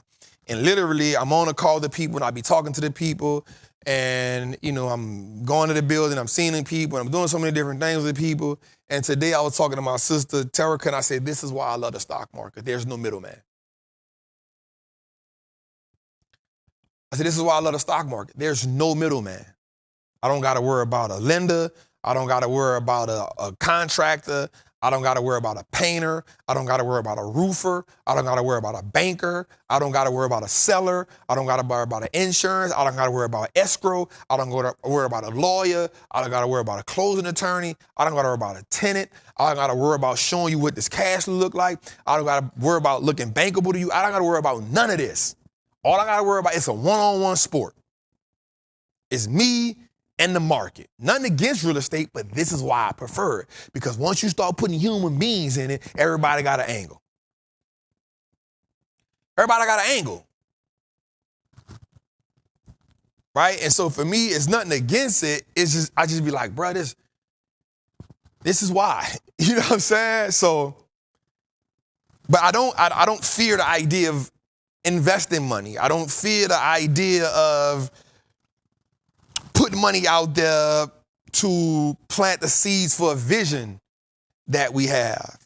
I don't fear the idea of losing money. I don't fear the idea of this investment goes wrong. I don't fear the idea of I got to put in work to get my bread. I don't fear that idea at all. I actually embrace those ideas because I learned so much in the moment. Remember we talked about is in the incubation of waiting, what is the fire doing to you, but how are you responding to the fire? And so that's when we come to building wealth, and when it comes to us breaking that stronghold of how you feel about the market, you got to endure it. But so one of the biggest things about that is how do we develop the tools? So even as I go to therapy, Jose, right? So as I go to therapy, one of the things that me and my therapist talk about is we equip me with the tools so that I can reflect on moments. So I'll give you an example. You know, I like to teach from personal perspective. So one of the examples that we always use is my mother. So that is a hurdle for me. Right? And the reason why we got to use my mother a lot is because I didn't realize that was what's the word I'm going to use for when it comes to math? That was the common denominator to a lot of the issues I was having. Right? She was the common denominator to a lot of, and she didn't do it intentionally. And one of the things I had to learn how to do was, and I had a phone call last night that really helped me break through with it. Outside of what my therapist was doing, on the phone call, the person told me, you got to give your mama more grace. You got to give her more grace because of all the stuff that she went through and she navigated through as a teenage girl in the 80s being pregnant with a kid. That in itself made her an outcast. She had to fight that. Right? Like I'm going to have this child. And then in the 80s being a lesbian in the 80s and 90s. It's nowhere like it is today. They fought for their voice. They fought, I remember when I was coming up, like, if you saw a little kid that wasn't right, you'd be like, boy, that boy got sugar in his tank. He's sweet. But now, it's not a thing. You should be like, oh, all right, bet. But when we was young, it was like, boy, what's wrong with him? But we didn't understand, you know what I'm saying? Like, we didn't respect it like they respect it now. Because there was a different type of rule that was going on. And we didn't understand that freedom to be whatever you want be and all that. We was like, nah, bro, you playing some football. Why you over there playing hopscotch? What's wrong with you? And I'm not saying that I'm just saying that's where we were. So that community fought to have a voice nowadays. But when you're fighting for your voice, it's not easy in the beginning stages. And so she fought that. And so imagine getting shot in front of your kid when he's 9. Imagine selling drugs, using drugs, all of these things, going to prison, leaving your son while you're in prison. Like, she fought all these battles. She fought all these battles, but only thing I worried about was, how did it make me feel as an adult? How did it make me feel as a child? And so we bumped heads a lot because I didn't learn to give her grace. I didn't learn to give her grace until I got older, till this phase of my life. And then what I started doing, Jose, was I would love her from a distance, and I didn't realize this. I was loving her from a distance so that she couldn't hurt me, but that I could still love her. You feel me? I was loving her from a distance. I would keep her further enough from me so she couldn't hurt me, but enough to where I can say, yo, I still love you. Look what I'm doing for you. But I'm saying, look what I'm doing for you, not to her, but to myself, so that I can appease my own flesh. This is therapy coming out right now. And so what I had to learn, what I'm doing now is saying, no. Trap, we can't love your mother from a distance. You got to love her unconditionally. And when you love her unconditionally, you can love a woman unconditionally. You can love a woman with your whole heart, but you can't love a woman with your whole heart until you start to love your mother with your whole heart. Because once you get to the root cause of why you can't love with your whole heart, then you can open up your heart valve and then say, yes, I can love you with my whole heart and not be afraid to get hurt. But because I'm afraid for my mother to hurt me, I don't want to open up my whole heart. And so now every time I get closer to a woman, we like, nope. We're not doing that. And it all stems from me saying, my mother treated me this way.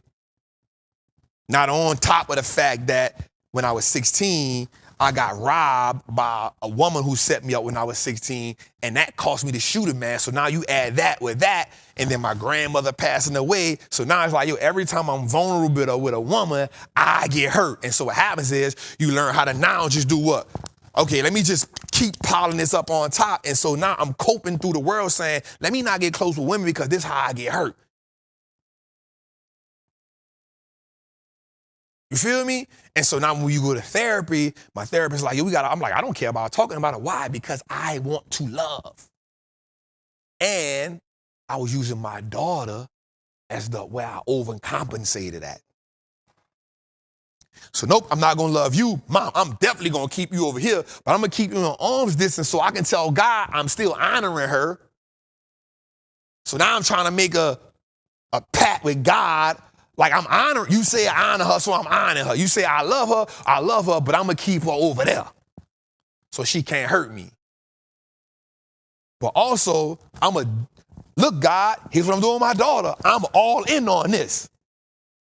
So I'm from this perspective, I'm handling my business. I'm doing everything I'm supposed to be doing, but there's so many hurdles emotionally that I'm overcoming or putting in the way within.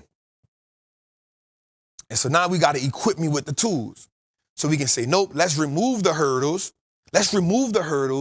And let's let the heart do what it's supposed to do so that you can unlock feelings that you're supposed to unlock so that now you can maneuver through life like you're supposed to. But watch this, Jose. So that you can also feel the love that God have for you. Because you can't truly walk in your purpose like I want you to do if you are blocking your heart. You can't even love me unconditionally, and I can't get through to you like I want to. So now what I got to do is I got to put you in these pressure points to see if you going to do the thing that you're supposed to do so that I can use you the way I'm supposed to use you. But until you get the tools to unlock with mom, I can't use you, and you making this thing harder than it's supposed to be. Because you don't want to yield to the situation. You won't do what Trap won't do.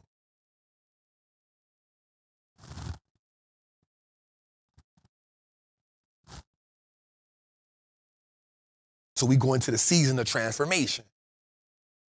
We go into the season of vulnerability, which is why I'm in church crying like a baby. When the bishop touched me, I start crying. When they singing and worship and praise, I start crying. I ain't fall out. Let me tell you about a situation that happened to me in church right quick, Jose. Can I have 5 minutes? So, Tootie, let me just tell this one. This would, I had to run and tell my therapist this story, Jose. I'm sitting so every time I always tell, TD Jake's team, like, you don't got to give me no special treatment. But they just honor the value that you know what I'm saying? I respect it. So they always put me like on the second row to the side where, by Miss April, what we said about Miss April.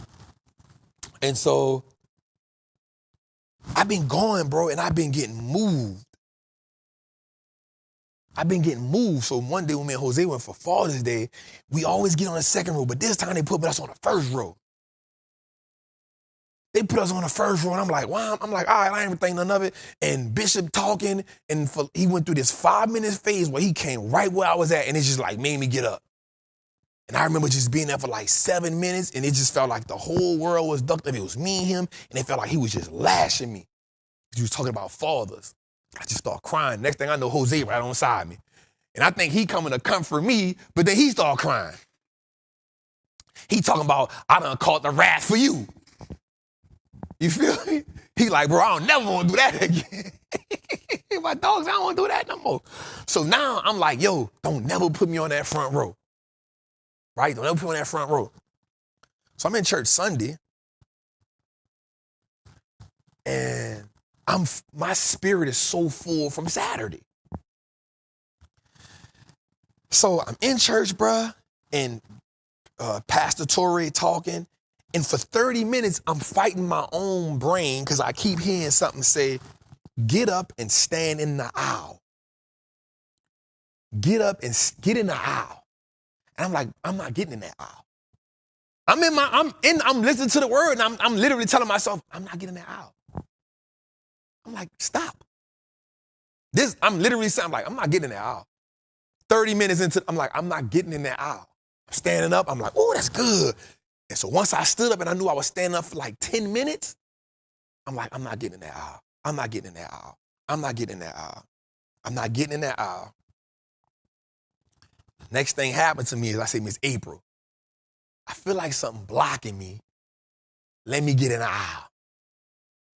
I get in the aisle, in less than 2 minutes, a lady come out crying.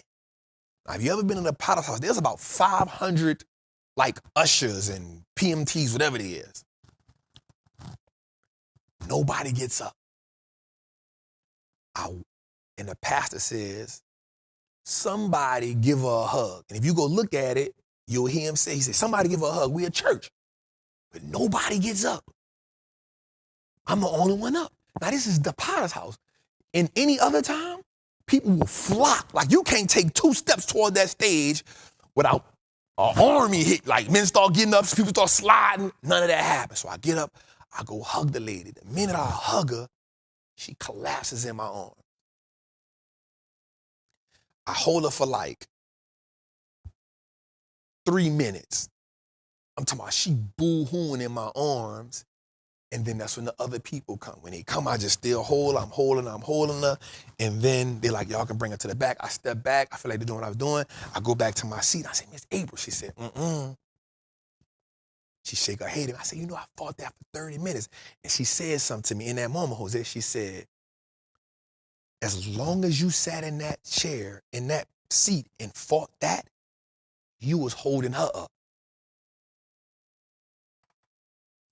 She said she couldn't release until you released because it was something about your presence that God needed her to feel. She said, why you think nobody else ain't get up? Nobody else ain't buzz. She said, it's the Potter's house. They trained to do that. They programmed to do that. But nobody moved because it was meant for you to get up. It was meant for her to feel your presence. And so, Jose, I thought about this when I sat back down. So I'm sitting on him in disbelief, and I said something to myself, Jose, I said, that's not just for that. That's in life. When God's telling us to do something and we don't do it, there's a chain reaction of people that we are holding up. There's a whole chain, a domino effect. When we don't move in purpose, there's a whole domino effect of people that cannot be released because their release is attached to our purpose. Their position is attached to our purpose. Their prosperity is attached to our purpose.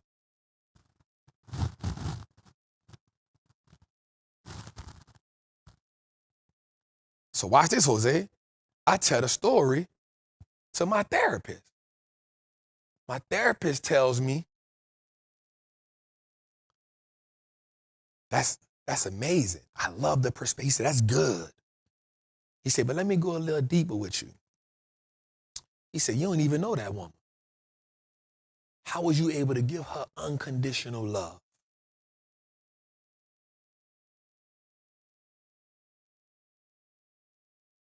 He said, you don't know that lady. You've never seen her before. That's God showing you that it's time for you to give your mama the love that you're giving everybody else.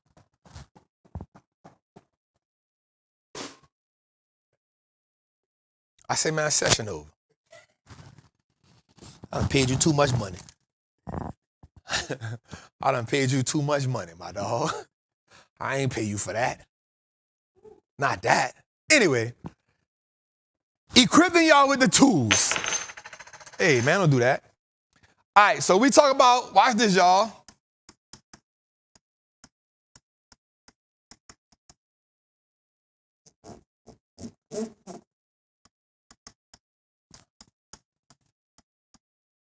We talking about financial trauma right here. We talking about financial trauma right here, right? And so we got to be equipped with the tools in order to break this. And so what we want to try to do right now is equip y'all with the tools to break this trauma. So I thought about this framework and I wrote this down. The first thing we have to do is, one, confront the issues. The first thing we got to do, we got to confront the issues. And so when we say confront the issues, we got to confront the things that are harmful to us when it comes to money. Oh, my bad. Huh? What I said?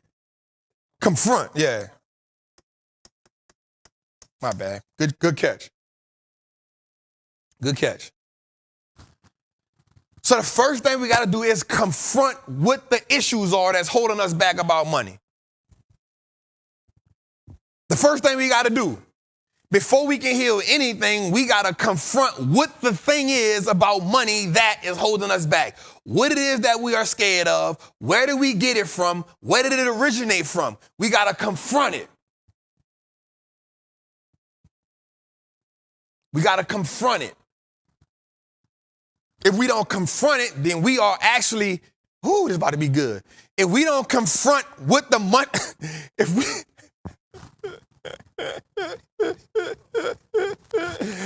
I say this is going to be good. Sean just pulled out the phone like,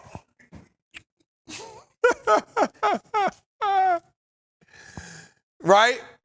If we don't confront the issue, then we are working on things that do not need to be worked on, which is taking us out of position to actually fix the problem. So if we're not in position to fix the thing that needs to be fixed, then we are wasting time on being in alignment. Watch this. If you go to the car to get your car fixed and they tell you the brakes get done, but they start working on the windshield wiper, they're wasting your time. You're now actually spending money on the thing that does not need to be fixed. So when you leave the dealership, the tires still need to be fixed, but now the windshield wipers working better. I didn't need the windshield wipers to be working better. I needed the tires to be fixed because if the tires blow out, I can get killed. You are financially running in a rut because you fixing everything or you working on everything that does not need to be worked on. You got to dig deep and you got to get to the issue. You got to get to the issue. Somebody said, Trap can't spell, bro. I just be writing too fast. I just be in my head trying to get the message out. But I don't care. Shoot, sometimes I misspell.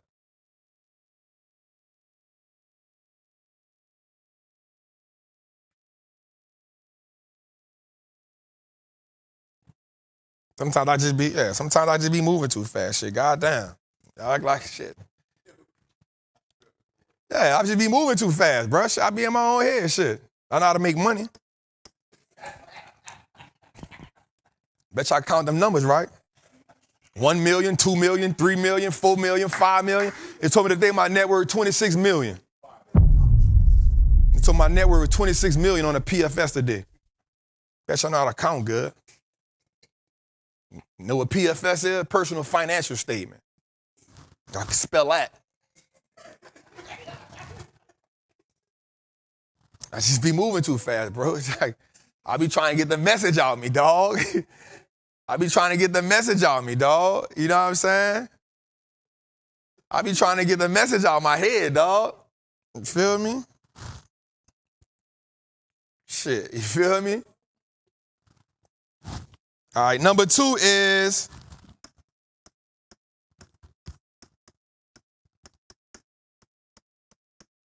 you got to hear the issue.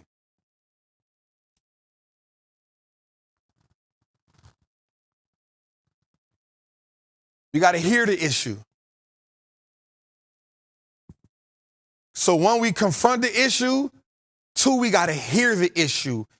One of the things that we don't like to do is hear what the thing is that is wrong.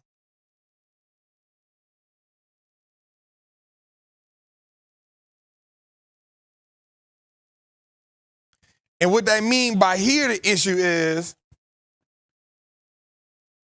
when you confront the issue and saying, this is the problem, hearing the issue is saying, let's explain and walk through the problem.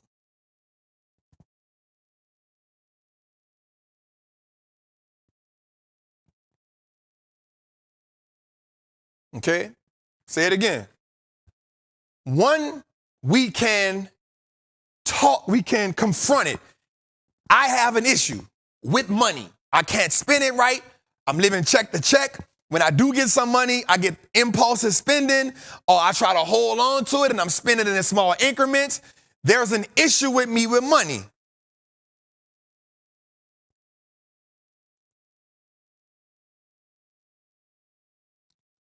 Once I identify that there's an issue, the second thing I need to do is hear it.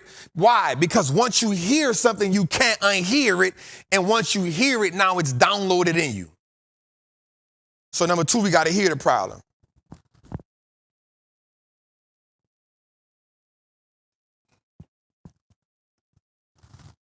Number 3,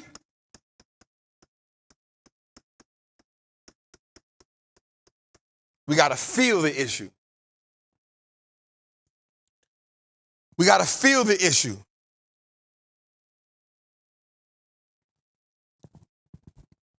We got to feel the issue. What does that mean, Trap?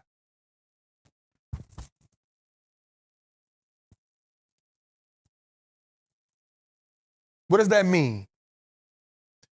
Well, once we confront the issue and once we hear the issue, feeling the issue is emotionally what happens to me. So one of the things we think about when we being triggered about a situation is triggered means being in a situation I feel a way that I don't feel safe in, and it makes me want to retreat. Well, the problem with retreating is every time we retreat from an issue that triggers us, we actually add on to the trigger.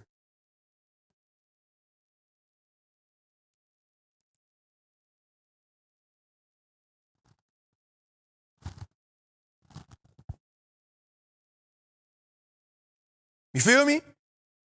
Every time you say I'm triggered by a situation,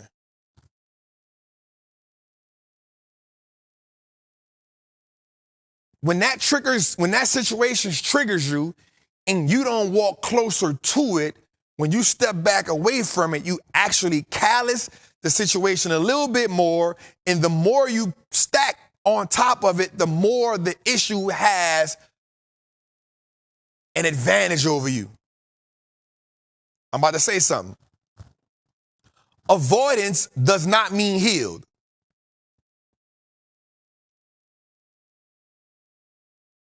Avoidance does not mean healed.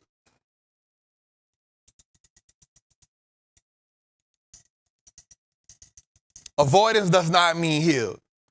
So I remember I was in the street, man, and I used to hear certain people in the street, they would say yo, I'm not on drugs no more. And they would move out the neighborhood. That's cool. I love it. But every time they would relapse, it would be because they came back in the neighborhood. And they got surrounded around the same people that still thought the same way, that still acted the same way, and that still was programmed the same way. So avoidance does work, but it doesn't heal you. You have to be willing to operate inside of the trigger and say, emotionally, I don't feel the same, and mentally, I think differently. That is a form of healing. So number 3 is we got to feel the issue.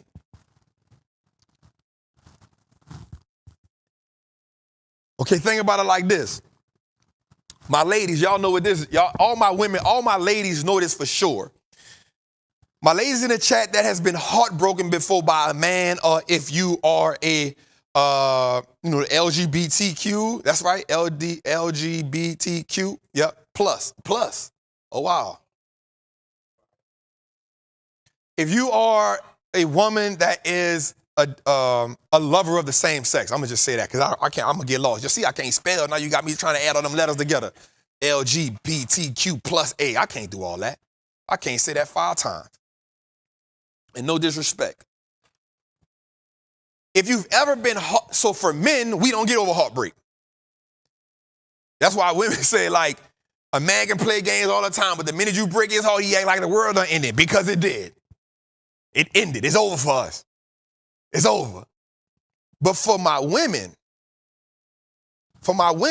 a woman can get heartbroken. Bruh, she'll go through the feelings. And then whatever, she yo, I'm good. Now, she may not do it overnight, but she's learned how to she feel it until you ever heard a woman say, I'm all cried out?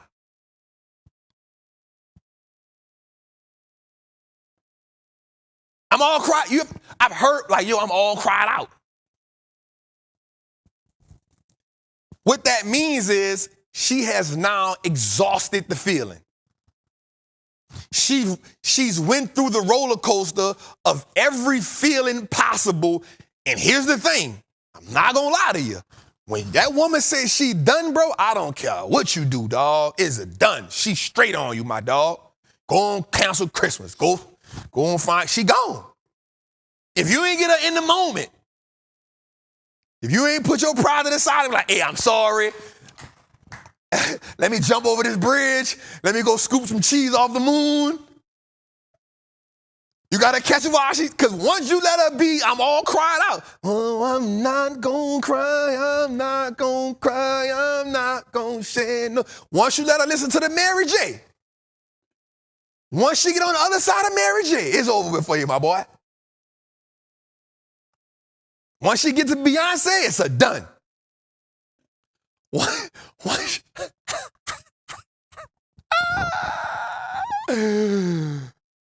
once she gets a fiance, it's over with for you, partner.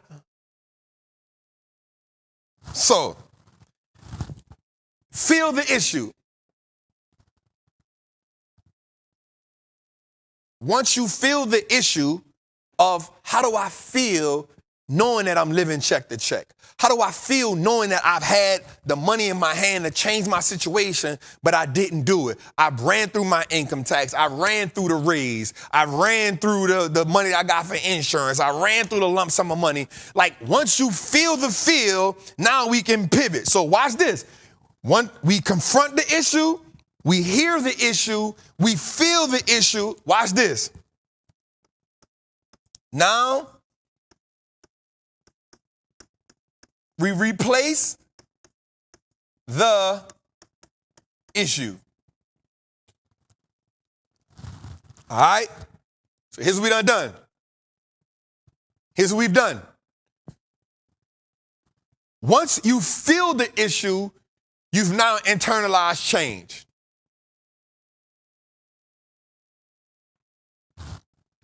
Now we replace the issue.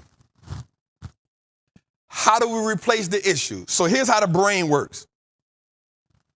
Here's how the brain works. Once you think a thought, I remember I did this with you, Sean. Once you think a thought, here's what happens. That's a energy that is sent through your brain.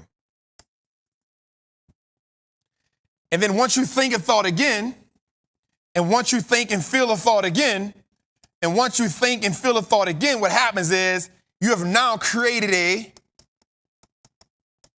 wiring. I spelled that right.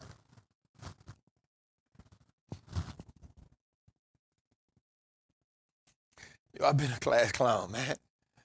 I've been a class clown my whole life, dog. You feel me? Making money ain't making me change, you feel me? So you create a wiring.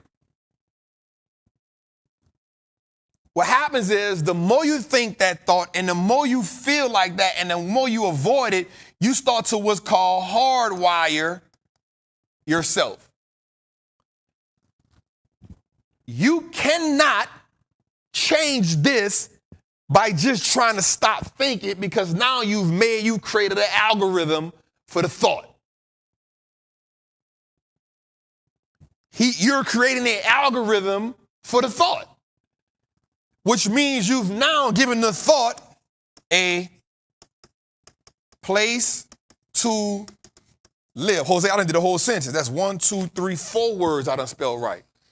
I'm on a freaking roll. Plus hardwire plus a place to live. I'm on fire, boy. This Dr. Seuss ain't got nothing on me. Tripping right now, boy.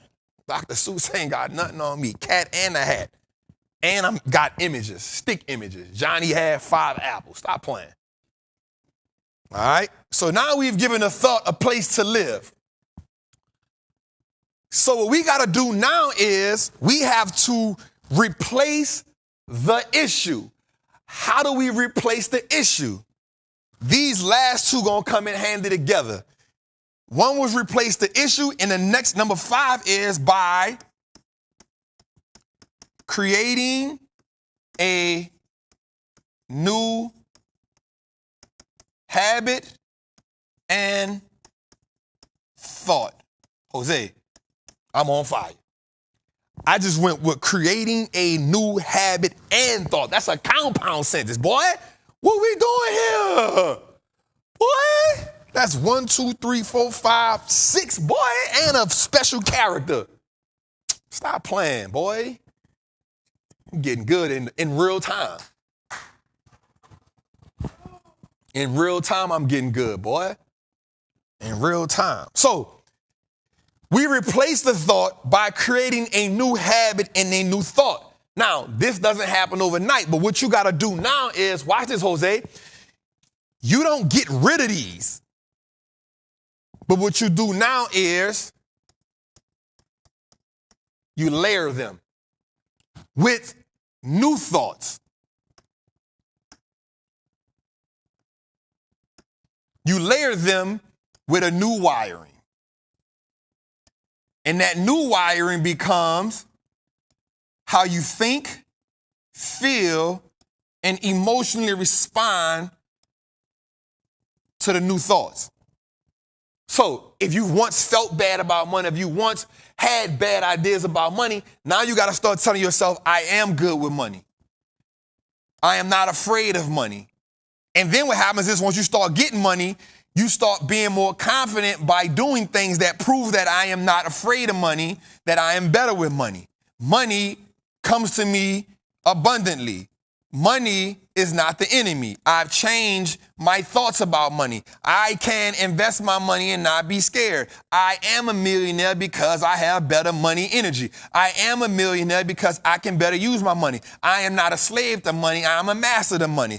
I will change my family last name because I know how to use money. Money is not wicked. So what we did there, Jose, what did we do? We've now created fresh ground on top of the wiring that we once had. We've now rewired and we've now reconnected how we think, speak, feel, and act around money.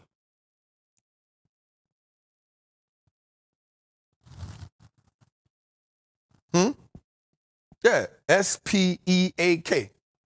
Yeah, yeah, I like that dude. I'm on a roll right now. I'm spelling everything right. I probably could spell superfractalkalistic right now. I'm on a roll right now. I done hit the Mario button. All the coins came out. Right? How we think now, and the more we do this, we start to feel different. So now how does that look? First, we think about money a certain way. Now, once we think about money a certain way, what do we start doing? We start to speak about money a certain way because how we think it, the next thing from a thought is a word. From a thought don't come to action. The next step from a thought is a word. Because when you think it, even before you move, you tell yourself something in the reprogramming cycle. Now watch this. The sixth part of this is the reprogramming cycle now turns into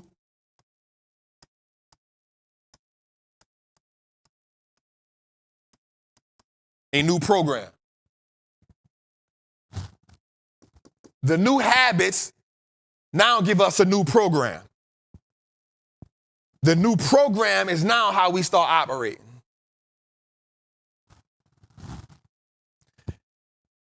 Because here, watch this, Jose, we come to a new program. It now becomes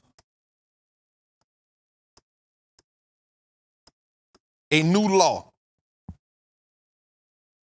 And now with new laws, we think them innately. It's kind of like walking up steps. How many times have you got to steps and you didn't even look at them, you just walked up them? You know why?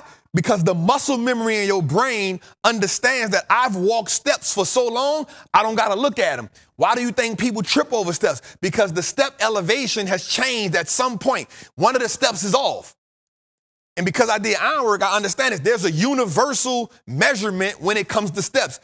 8 out of all 10 steps in the world are on the same elevation. They set the same. That's why you don't look at them. You just go boom, boom. It's a universal law. So when you see somebody trip, one of the steps is off.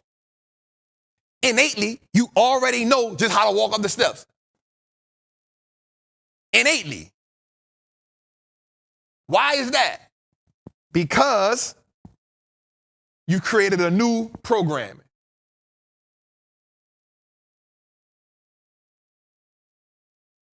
You created a new programming.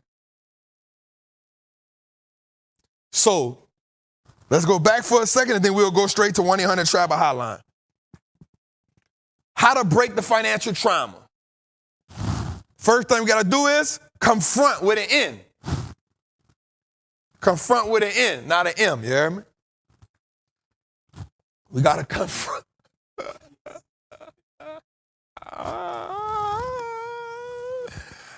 We gotta confront the issue. The next thing we gotta do is hear the issue, and then we gotta feel the issue, and then we gotta replace the issue. Once we replace the issue, we have to hardwire and then create new habits and a new thought process.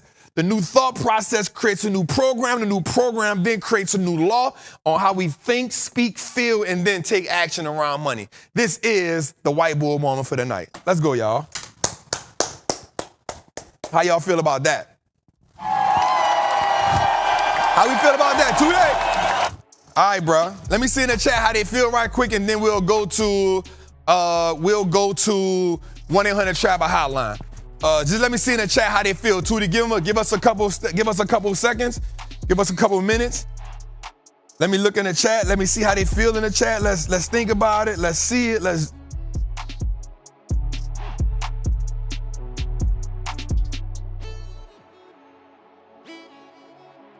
Let's see how they feel. Arts and crafts for sure. Love the analysis. Trap laughs like he's about to cry. Bang. Okay, we got the fire emojis. We got, yeah. Trappin is bullish. Oh, good. Yep. Hey, I'll be waiting on the clip. I don't know if Jose can put all that on the clip. I like the new camera for sure. Good, y'all. All right, let's get to it, man. I'm glad y'all appreciate it. And believe it or not, Jose, so I've been working on how to create the idea behind breaking the financial trauma. I literally put the formula together when I sat here for the show. It's really right here. It's on the back of my last page. Watch this. I say my prayers before every show, and I say, God, thank you for this opportunity. Let me impact your people. Let me say something. Let me have something tonight that can transform. And literally, when I came sat here, I just wrote that down. Break the trauma. Boom, boom, boom, boom, boom. It's crazy. Let's go. All right. Anyway, let's get to it.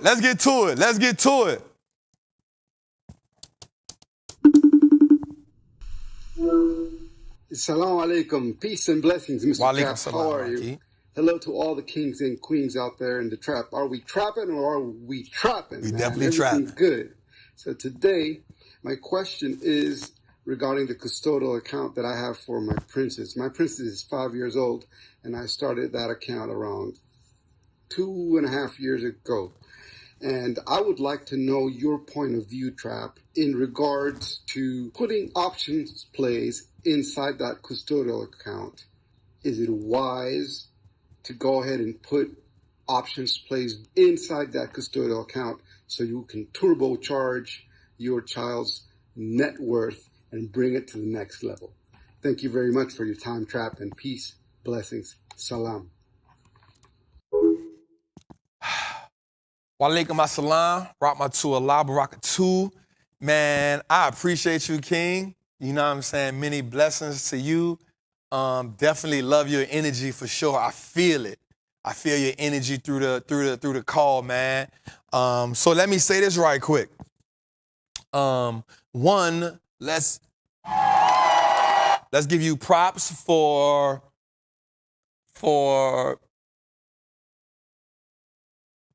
like giving birth to that concept of, like, let me start my kid off now. So the kid is 5. I just wrote that down. You started at 2.5 years ago. That is amazing. You've already put them on a trajectory to be a billionaire. Because what you're going to do now is create money concepts like we did tonight to disrupt how you thought about money. But also, you're going to install a new programming in the 5-year-old. Now, here's what I would say. I don't think you need to play options with them at 5. I think you keep building that account up. I think you keep putting them in, and here's why. You don't need to turbocharge it because they're already in position. At 5, they can't take over till they're 18. Imagine you having control of that portfolio from 5 to 18. And if I'm not mistaken, I may not be the best speller, but to me, that's about 13 years, maybe 12 and a half, depending on where they at in the 5-year-old. I mean, I told you I'm pretty good with numbers. I might move a letter around or two but I slow down when it comes to the numbers. I move a 0 and a comma in a minute. You feel me? I understand the Dewey Decimal System. You feel me? Come on, right? So I don't think that you need to worry about options right now. Revisit it when they get to 12. Revisit it when the kid gets to 12. And here's why I say that. By the time the kid gets to 12, that gives you 7 more years of being in the game. So now what happened is you've now equipped yourself more, and 7 more years for the kid, you've equipped them more. They actually now can see the market the way you see the market, because no one knows how to explain this to your child better than you. Because your child is going to naturally adapt your language and your ability to break something down. So now between 5 and 12, right? Between 5 and 12, you have all those years to keep tweaking the system. And now what happens is you can actually teach the child the options game at 12. Watch this. Especially if you've now dealt with me and taken in my program, you in here, so you have, and you would have, what you've done now is you've also tweaked my system to your liking. Because my system doesn't have to be the end-all be-all. You now tweak my system to your liking, and now you give because innovation is what's supposed to happen.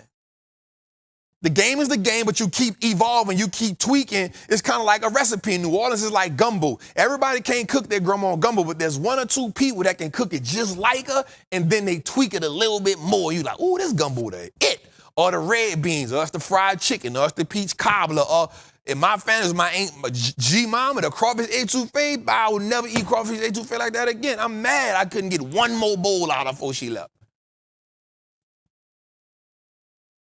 So you got time.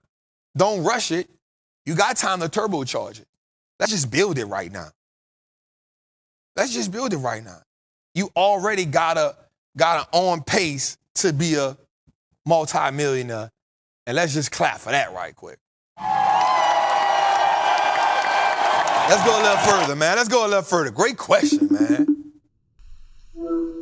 Hey, Trappin family. I have a question for you, or we have a question for you. At 40 and 45, 44. At 40 and 44, how long do you suggest it would take for us to grow a $5,000 options account to 6 figures? And on top of that, if we continuously are investing $1,000 a month into that options account, what are your suggestions? We look forward to your guidance. Thank you. First of all, I love that energy. Don't play with me.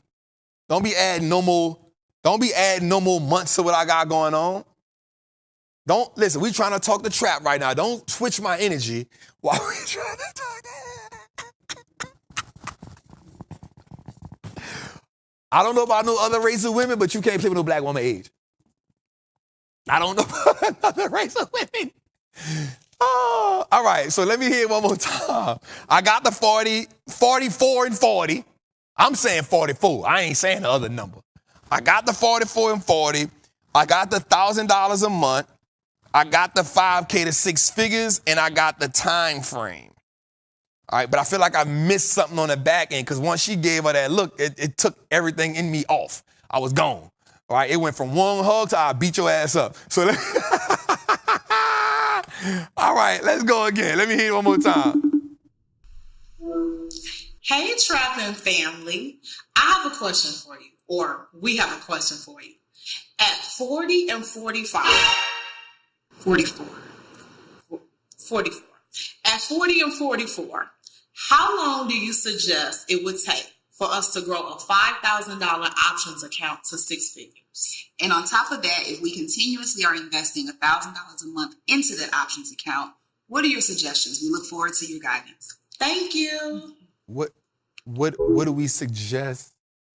I keep missing the last part. No, I got that part. It's what did you suggest? Run it again, Tweet. I keep missing the last part. The what do you suggest part? Because I think she was adjusting to the age. I don't think Hey, she's still Trappin pissed off. family. I have a question for you, or we have a question for you. At 40 and 45, 44. 44. At 40 and 44, how long do you suggest it would take for us to grow a $5,000 options account to six figures? And on top of that, if we continuously are investing $1,000 a month into that options account, what are your suggestions? We look forward to your guidance. Thank you. Okay, I got it. What are your suggestions? All right. Y'all saw how long she had to shake back. Don't play with my age. She had to shake back, like, and caught off guard. Like, what? 40, what? That energy changed. Look. I love it. Side note, when you get a wife, make sure you get age correct, my guy. Age correct, my guy. First of all, man, y'all are so beautiful. I feel the love, and that picture behind y'all is hella dope. Ooh, that picture hard. So, $1,000 a month is good, right? So we starting off with $5,000, and then we are attempting to grow that to six figures. My question with that is, are we breaking it down? I guess I'll answer the question two ways. Are we breaking it down to buy and hold and options, or are we going all options? So I'll give you two scenarios. Because I would definitely go two ways. And the two ways I would go is, the first way I would go is if we got $5,000 already, and then we doing $1,000 a month, I would say go 3,000 options, and then go 2,000 buy and hold. And then what I would do is I would pick 1 month where I would go 1,000 into the options account, and then 1 month I would go 1,000 in the buy and hold account, or I would go 500 and 500, or I would go 250, 750. I would balance that out, right? So we can be growing both at the same time, especially because it's two of y'all. So we can make a, like, yo, this month you're dedicated to this and I'm dedicated to this, because it looked like y'all have great unity right there. So I think what we can do is say, first of all, we got to distinguish how we are funding each account and what's the energy we put into it. The second thing is, when it comes to time frame, we can't truly say a specific time frame, because now we'll be trying to predict what the market is going to do. That's what we don't want to do. But what I know we can do is we can say, yo, here's the great thing about this is we know for sure we can do is consistently build that buy and hold, and that's money that's always working for us, even when we're not as active in the options market. The second thing we're going to say to that is when we are in the options market, let's take it slow. Let's go 1 contract, 1 contract, 2 contracts, 2 contracts to 4. I don't think we should worry about the time frame. I think the thing we should focus on for sure is creating the right system that puts up that can produce consistent wins. Right? I think when we put time frames on things, it puts unnecessary pressure on how we execute in the market. So we keep saying, like, yo, I want to turn 5 figures to 6 figures in a year. Then what's going to happen is we're going to be emotionally tied to the time frame instead of being emotionally tied to consistently getting the right trades in place, consistently putting the right buy and hold plays in place, consistently learning, like, yo, we're not going to take money out the account. No matter what's going on, no matter what's the emergency, we're not going to move the money out of the account. So I think the first thing we should focus on is, how are we going to distribute the money? Is it all options? Is it buy and hold and options? And my goal would be buy and hold and options. And the second thing is, let's not focus on turning the 5-figure account to a 6-figure account in the time frame. Let's focus on taking a 5-figure account and growing it over time by making right decisions and by having a right system in play. And that system comes with entering the trade, exiting the trade. You know, what part of the cycle am I in? Is it a 30 to 50% cycle? Can I go for 100% in this cycle? All of those things matter. And there's different ingredients that impact how the portfolio performs over time. I hope I answered that question right.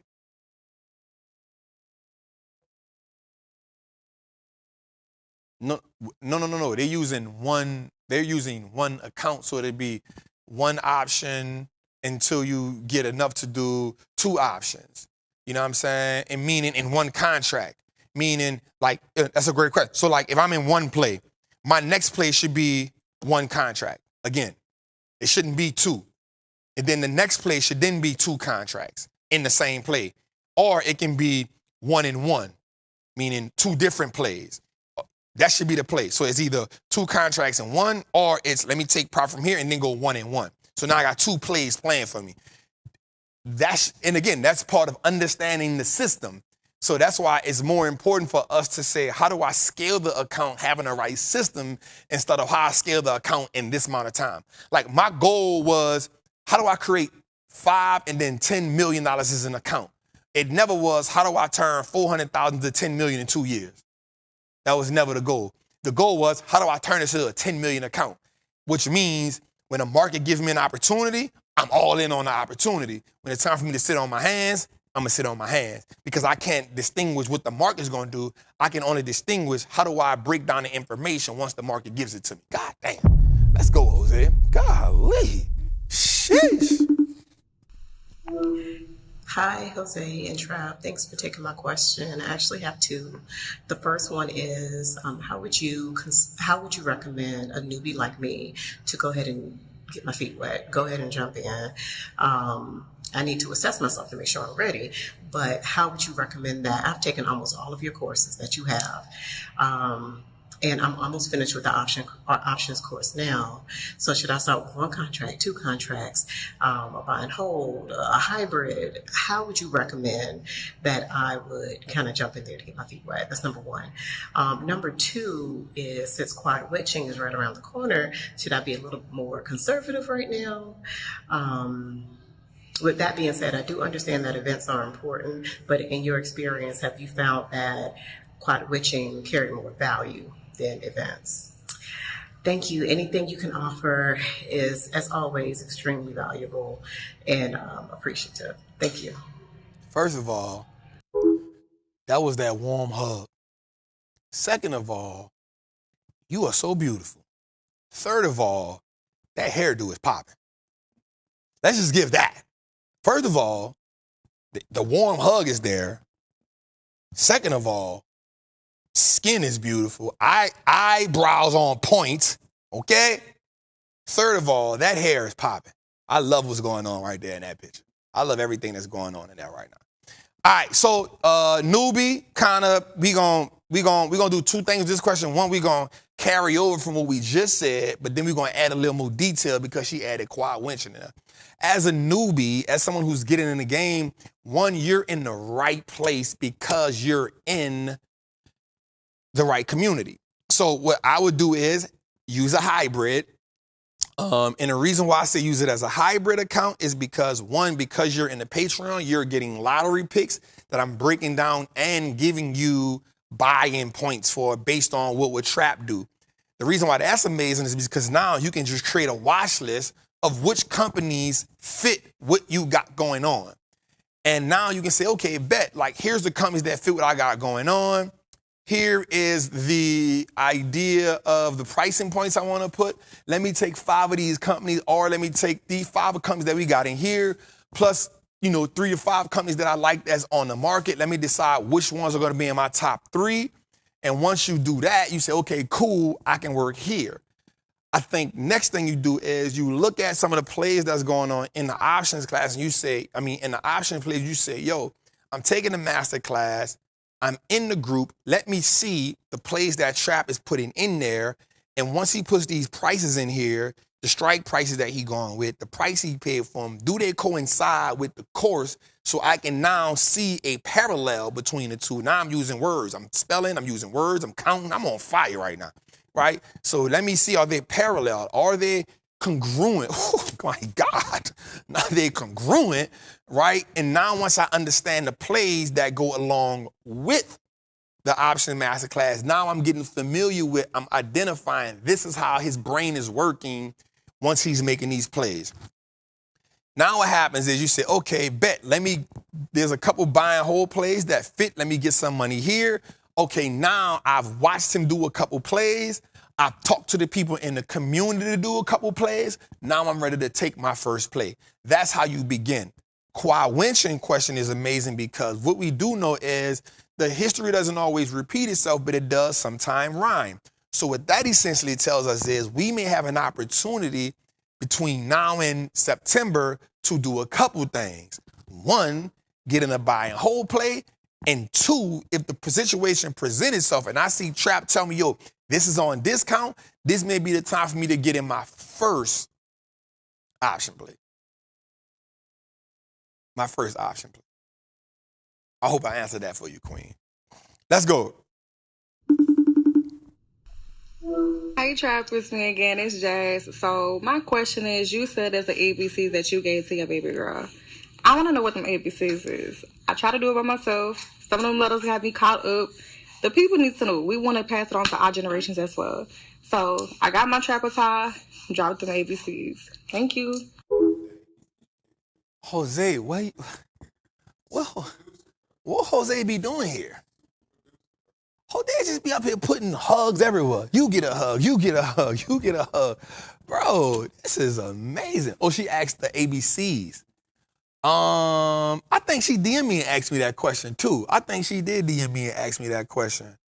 First of all, Queen, you're beautiful. Golly, man. We got some beautiful, let me tell y'all something, fella. We got some beautiful women in the community that are getting their money right, that are focusing on building wealth.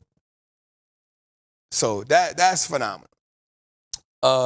Secondly, I just came up with them. I didn't put them, I think my flashcards, we have flashcards. I got to remember how to get them.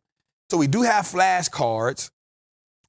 We do have flashcards that I create. I got to remember, they somewhere. I need to print them out. So we do got the digital flashcards. I haven't put them out there in so long. We do got the digital flashcards. So I'll get them to y'all, Queen. Once I got to get with my cousin Elise and see where them flashcards at.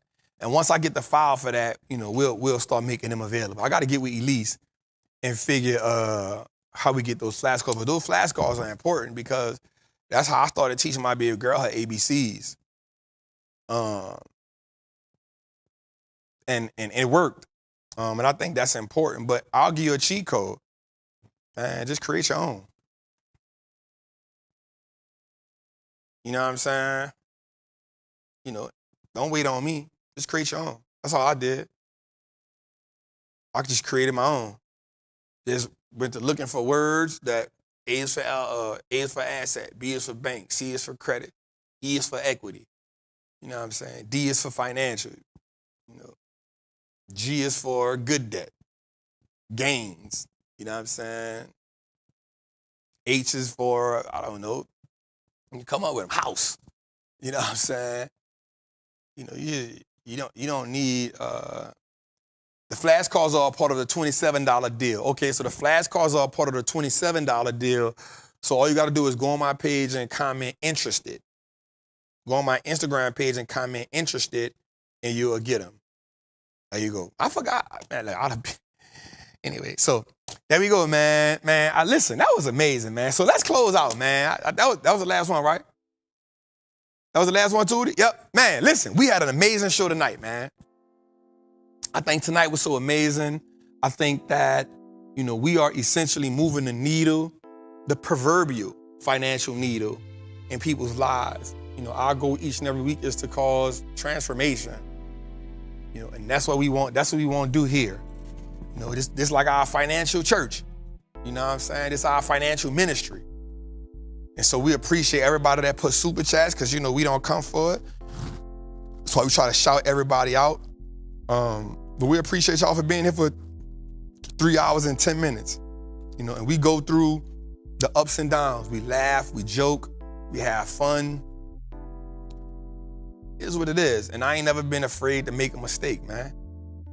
Don't you be afraid to make a mistake. That's life. We make mistakes, we keep on going.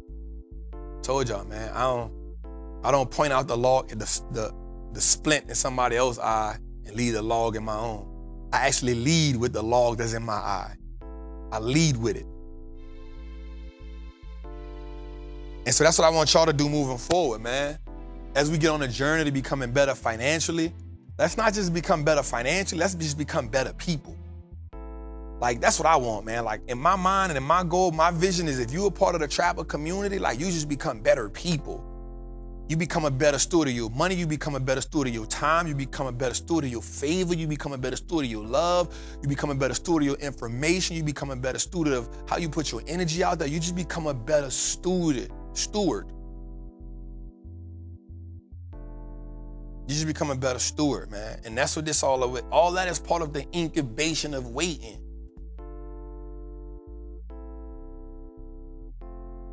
That's what we're about. I ain't never let nobody box me into just I'm the stock guy. No, man, we got so much. There's so many more layers to me that we doing. There's so many more layers to me. There's so many more layers to you. Don't let nobody just box you into being one thing.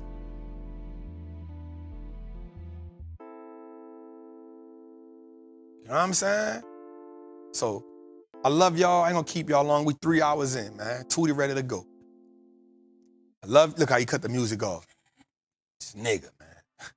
I love y'all. I appreciate y'all. We'll see y'all next week. Same time, same place.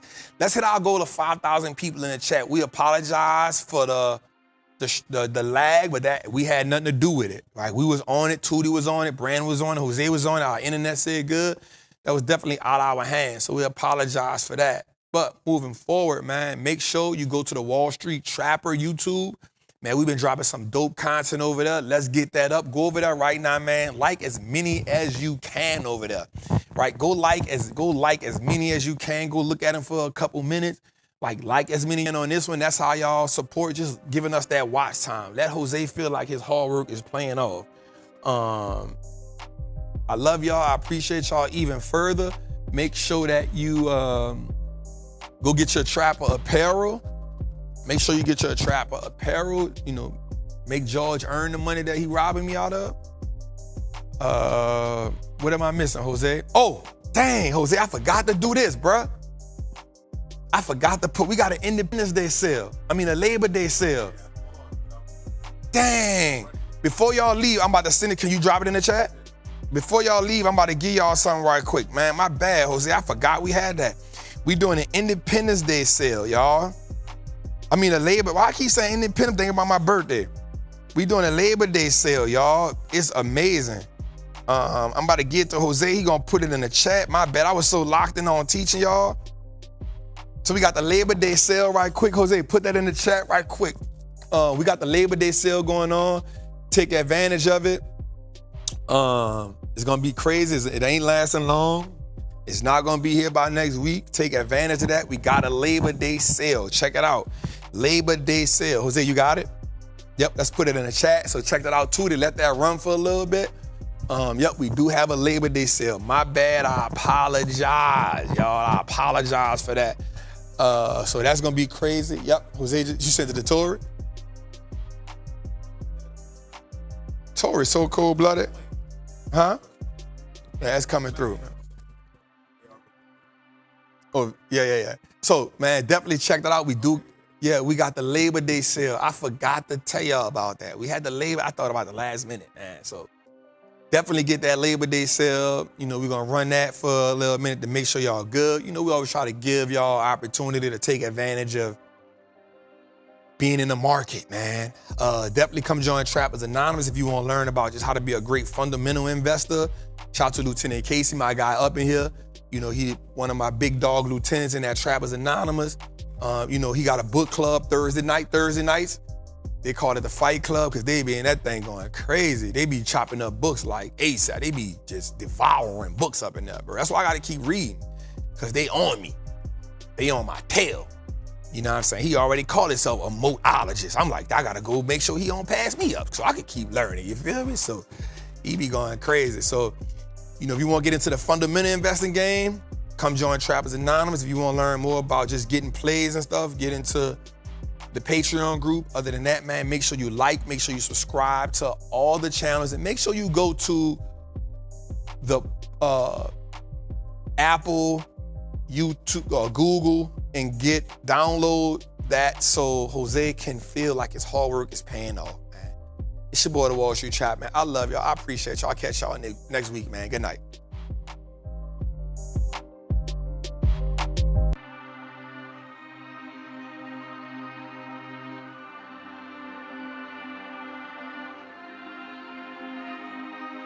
Thank you.